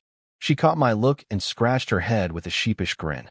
It's all thanks to that Iron Cavalry black armor blueprint you gave me. Before that, I couldn't even leave my territory safely. Now look at me. I wanted to ask questions. Many questions. How did she go from broke goblin princess to secretly loaded in such a short time? But now wasn't the moment. I'll pay you back. I dumped 200 million into the pool without blinking. The World Channel was losing its collective mind. Tangda raised his bet. I matched. He pushed higher. I matched again. Back and forth, the pool kept climbing. Every time one side added, I added the same. Every single time. The final pool locked in at 700 million resource points. 350 million on each side. Me versus the Americana Alliance's golden children. 700 million. The biggest bet in 9 provinces history. Over 1 million lords from every corner of the world had piled into the projection room to watch. The chat was scrolling so fast it was basically a blur. Tangda slammed the challenge button with supreme confidence. Challenge. 80,000 horsemen materialized again on the sand. Same formation, same numbers, same desert. Lined up across from Washington and his 800 artillerymen. The bet was locked. The stakes were set. 1 million spectators were watching. Let's play. Charge. Same script, same opening move. Arrows flying before the cavalry even arrived. Washington, Eagle Clan's founding father, responded immediately. Evade the charge. Mobile warfare. Now, Washington was only level 1. same as the enemies. He'd been recently summoned and hadn't had time to level up. But he was a gold tier general, and gold tier base stats crushed orange tier even at equal levels. His first exchange was incredible, lost only single digits of soldiers while killing over 100 enemies. The world channel was drooling. That's gold tier for you. Outnumbered 100 to 1, and he barely lost anyone. Gold troops are on another level compared to orange. His soldiers are mounted and have cannons. Long range, high damage, speed buffs. Perfect for guerrilla tactics. At this 1 to 100 kill ratio, he might actually wipe all 80,000. Eagle Clan first place. Dragon Clan and Raiwo can fight over second. Don't lump us Dragon Clan with those island clowns. We'll take second, but we're not fighting the Raiwo for it. Their 2.5 score was a pity grade, but the smarter viewers in the chat saw what was coming. This is only the first wave. Washington had the advantage of watching the Raiwo go first. He came in prepared. The ratio won't stay this good, and they were right. After that brilliant opening, the kill ratio dropped steadily. First wave, 1 to 100, then 1 to 50, then 1 to 20 as his artillerymen kept getting picked off. When he was down to his last 200 soldiers, Washington made his move. Reload. Switch ammunition. The remaining 200 artillerymen pulled out completely different bullets. The charging enemy cavalry started slowing down, and then Washington gave the order. Fire. The sound changed. Before it was whoosh, whoosh, whoosh. Now it was bang, bang, bang. These new bullets were devastating. Previously, enemies could survive a non-critical hit. Now, getting grazed knocked them clean off their horses. One shot was punching through 3 or 4 riders at once. Tangda grinned like a shark. Let me show you what Eagle-class equipment looks like. The world channel exploded. They upgraded those guns. Eagle Clan definitely modified their weapons with something special. From 3 shots to kill 1 guy to 1 shot killing 3? That's insane. I heard the Americana Alliance raided an orange realm recently and got some special crafting materials. Must be what they used. Special materials showing up in high-tier realms that nobody's seen before. Chaos breeds miracles, I guess. Mr. Chuante, sir, I'm sorry about earlier. Could you maybe help us upgrade our equipment too? Chuante's response. Lick my censored. I just threw up my breakfast. With those enhanced bullets, Washington and his last 200 soldiers went on a guerrilla rampage, killing 30,000 enemies. The first 600 soldiers had only managed 20,000 combined. This was why the Eagle Clan could be so arrogant. Their technology advantage was absolutely real.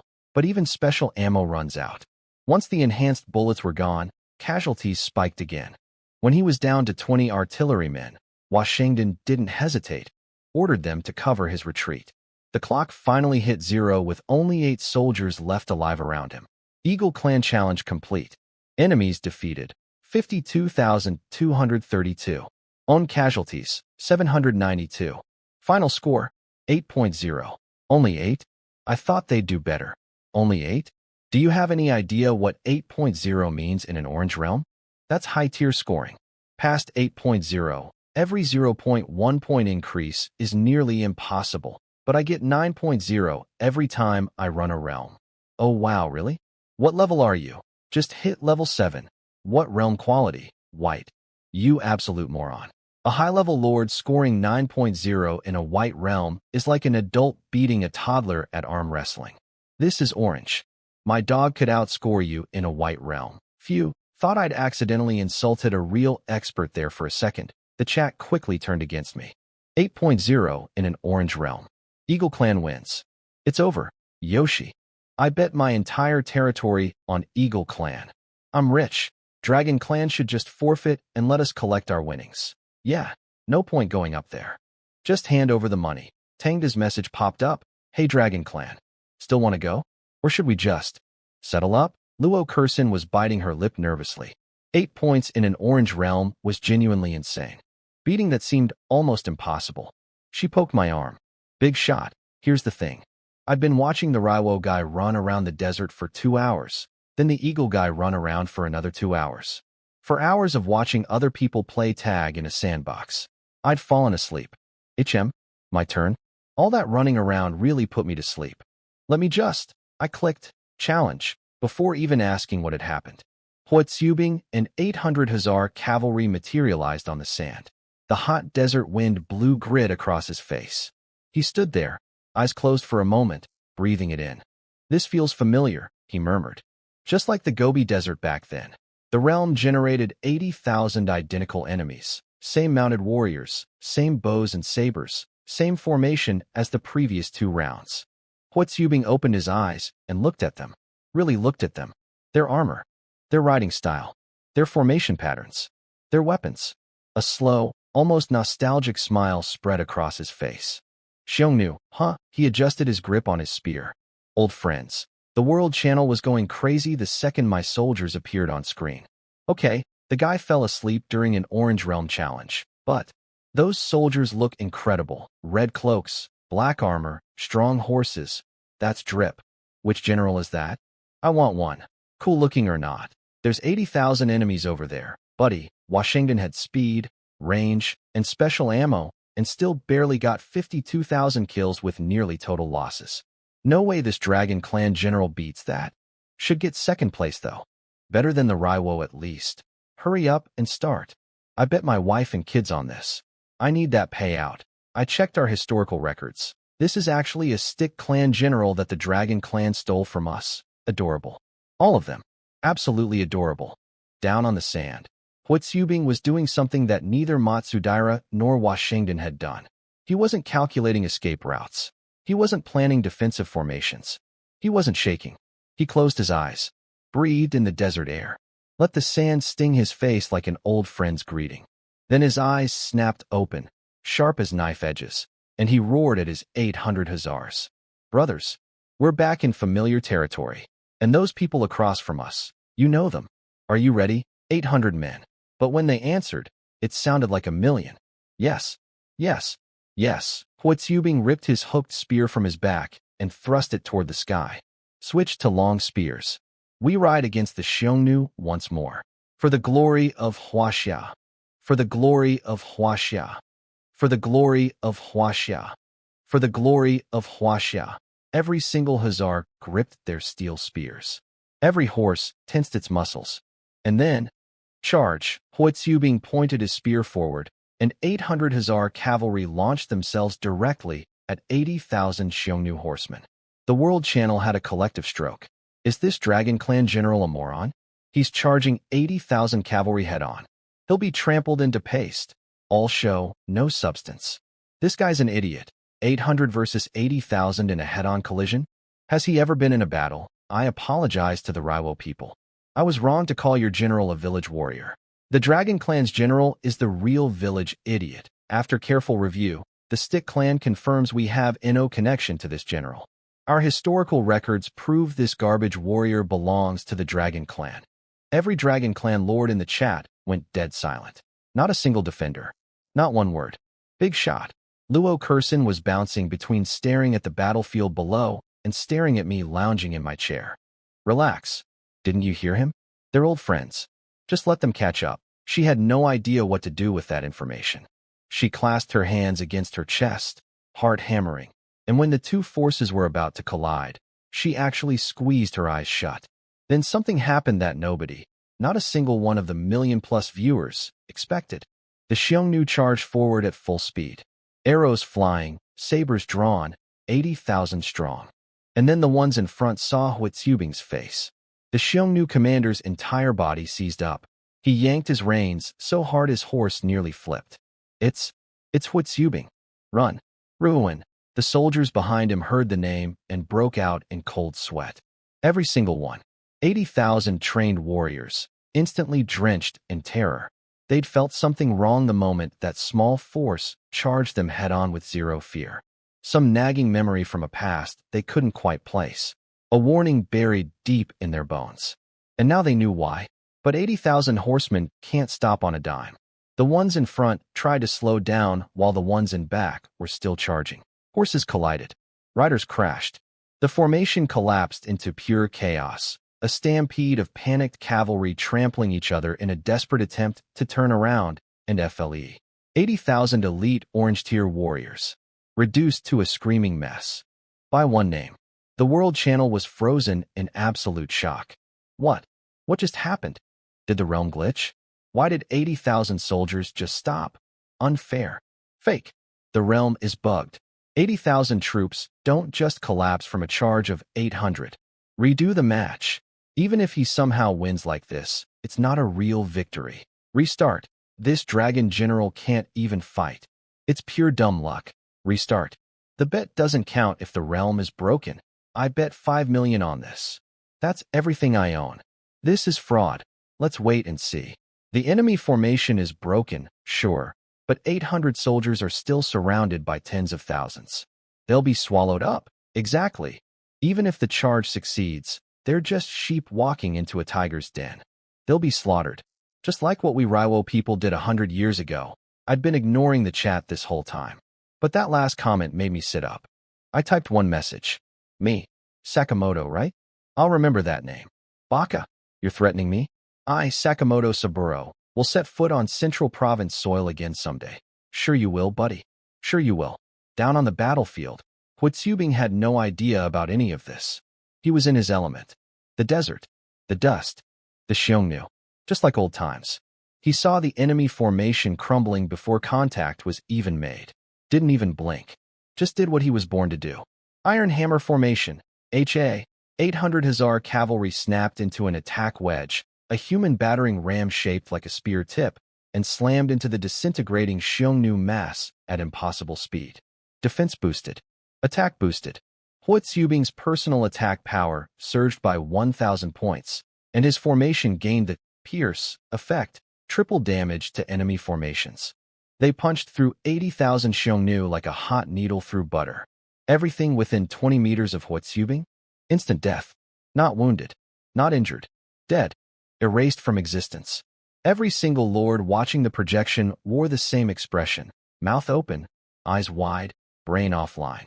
The Xiongnu, already terrified, saw this and completely lost it. They didn't wait for orders from their commander. Weapons hit the sand. Horses turned. And 80,000 of the greatest horsemen in ancient history ran for their lives across the desert like scared rabbits. Huitsubing didn't even pause.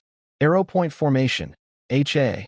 The Hussars shifted into pursuit configuration, the formation specifically designed for chasing down cavalry. Speed boosted. Attack up another 200. And the arrow point skill activated. 10 times damage against mounted enemies.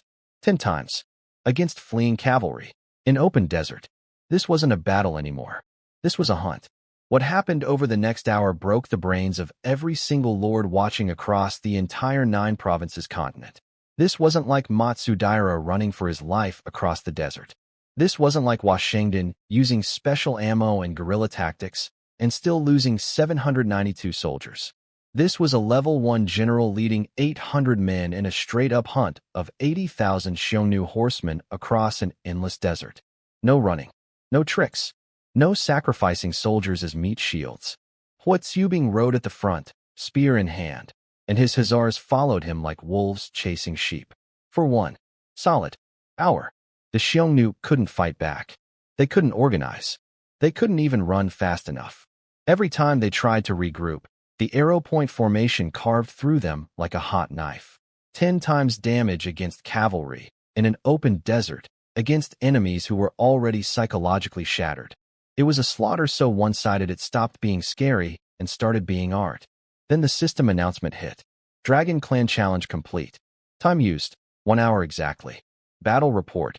Enemies defeated, 80,000. Own casualties, 0. Final score, 10. P-perfect score. Luo Kursin had been emotionally battered for the past hour watching twist after impossible twist. She'd already accepted that Huitsubing's score would be higher than Washington's. But 10? A perfect 10? Because a perfect 10 in a secret realm didn't just mean, good job. A perfect 10 meant you won ownership of the entire realm. The world channel detonated like a nuclear bomb. 10. 10. 10. It's a perfect 10. Dragon Clan forever. 0 casualties. Who else? I dare anyone to step up. Who else? 10 means realm ownership. Orange realm ownership. Do you people understand what that means? I literally cannot speak. 800 versus 80,000. Score 10. I have no words left. Past 8.0, every 0.1 increase is nearly impossible. One tiny mistake, and the score plummets. And he got 10. Forget the score. This lord now OWNS an orange secret realm. Owns what? A desert? Congratulations on your sand collection. Worst orange realm ever. Are you stupid? Those 80,000 fully equipped 5-star orange tier Xiongnu soldiers all belong to him now. The realm, the troops, everything. What? He gets the soldiers too. But of course, not everyone was celebrating. Unfair. The realm glitched at the start. The enemy formation collapsed on its own. The Dragon Clan only won because of a bug. Sakamoto is right. They cheated. That 10 is fake. It's a shameful score. Pure luck? Make the Raiwo and Eagle Clan demand a redo. Give us our money back. This doesn't count. I'd rather burn my bet money than let Dragon Clan have it. And then, like clockwork, the Stick Clan showed up. Attention, everyone. I have rechecked our historical records and can confirm this general is originally from the Stick Clan. The Dragon Clan stole him. This is documented. They've been stealing our cultural heritage for centuries, even though he was summoned by a Dragon Clan lord. Setting aside the facts, I believe this Dragon Lord should return this general to us. I'm certain dark sorcery was involved. Can you guarantee this evil Dragon Lord won't use black magic to steal your race's generals next? Return our general. Return our general. Return our general. The Dragon Clan lords had been treating the Stick Clan as comic relief this entire time. But, setting aside the facts, finally broke them. Setting aside the facts? Then what were you talking about for the last 5 paragraphs? Setting aside the facts. You're my son, and I'm your father. Setting aside the facts. I gave birth to your grandfather. Setting aside the facts. Your last 18 generations of ancestors were produced by me. Setting aside the facts. The Stick Clan is just the Dragon Clan's rebellious child. Oh wait, that one doesn't need the setting aside part. That's just actual history. When you come crawling back to the family, I'm spanking every last one of you. While the chat was having a complete meltdown, Huitzubing was recalled to my pavilion. When Washington got recalled, he brought his surviving 8 artillerymen with him. When Matsudaira got recalled, he came alone because everyone else was dead. When Huitzubing got recalled, he came alone too, but not because his soldiers died. The pavilion literally couldn't fit all 800 of them. They were all still alive, standing on the sand below, completely unharmed. And unlike Matsudaira, who looked like he'd been through a washing machine filled with rocks, or Washington, who was coated in dust and barely standing, Huitzubing looked fresh, alert, energized, ready for round 2. His armor wasn't clean, though. It was drenched in blood. But not his blood. Xiongnu blood. He clasped his fist and addressed me in a clear, ringing voice. My lord, mission accomplished. Then, quieter. Forgive me for not kneeling. The battle armor makes it difficult. By Dragon Clan tradition, a general reporting after battle should kneel on one knee. But Huitzubing was wearing full combat plate soaked in enemy blood. Kneeling wasn't physically happening. I didn't care. I stepped forward, grabbed both his arms, and held him steady. He tried to step back, probably worried about getting blood on me, but I gripped tighter. To laugh and drink the blood of the Xiongnu. Tsubing, you are worthy of being a Dragon Clan legend. Worthy of being MY General. Huaxia Territory's name rings across the world because of you. The Dragon Clan is proud because of you. Every word carried through the pavilion's acoustics and straight into the World Channel projection. A million lords heard it all. Wait, Huaxia Territory? This is the Lord of Huaxia, the one who unlocked the Pioneer Achievement? The world announcement, first in history Huaxia Territory Lord, the same one that the level 9 Golden Lion Territory Lord Caesar personally tried to befriend and got ignored. Oh, well then, everything makes sense now. Strong people are strong everywhere. Dude just casually pocketed an entire orange realm. Meanwhile, the Samurai Alliance Vice Master was having a full-blown meltdown. Baka. Impossible. The realm was unstable. The enemy charge failed because of a glitch. The Dragon Clan got lucky. I formally request that the Dragon Clan Lord be forced to redo the challenge. And Tangda, neck literally red with rage, glanced at Washington standing beside him, face dark as a thunderstorm, then turned back and spat through clenched teeth. I also request a redo of the Dragon Clan's challenge. Luo Kursin, Sweet little Luo Curson, who'd been too scared to speak this entire time, suddenly found her voice. On what basis? She stepped forward, fists balled. Why should we redo anything just because we scored high? How do you know the enemy stopping wasn't our general skill? Did you even consider that? That one sentence shut both of them up. Because that was exactly what they were afraid of. If the Xiongnu stopping was a skill, a legitimate, system-recognized ability, then there was nothing to protest. And if it was a skill, that meant Hui Xiubing had beaten them so badly, so publicly, in front of over 1 million lords from every race on the continent, that their reputations were permanently destroyed. But Tangda didn't care about face anymore. What he really cared about was the 200 million resource points he'd bet. That money belonged to the Americana Alliance. He'd talked Sasha into giving it to him. He'd borrowed Washington from his father. He'd smuggled 200 rounds of special ammunition. This was supposed to be his victory lap, his moment of glory. And some random Dragon Clan lord with a teenager on a white horse had turned it into the worst day of his life. So he did what desperate people do. He borrowed a page from the Stick Clan playbook. Setting aside the facts, the Dragon Clan should not have won. I have strong reasons to suspect the Dragon Clan lord cheated. I have full justification to demand a rechallenge.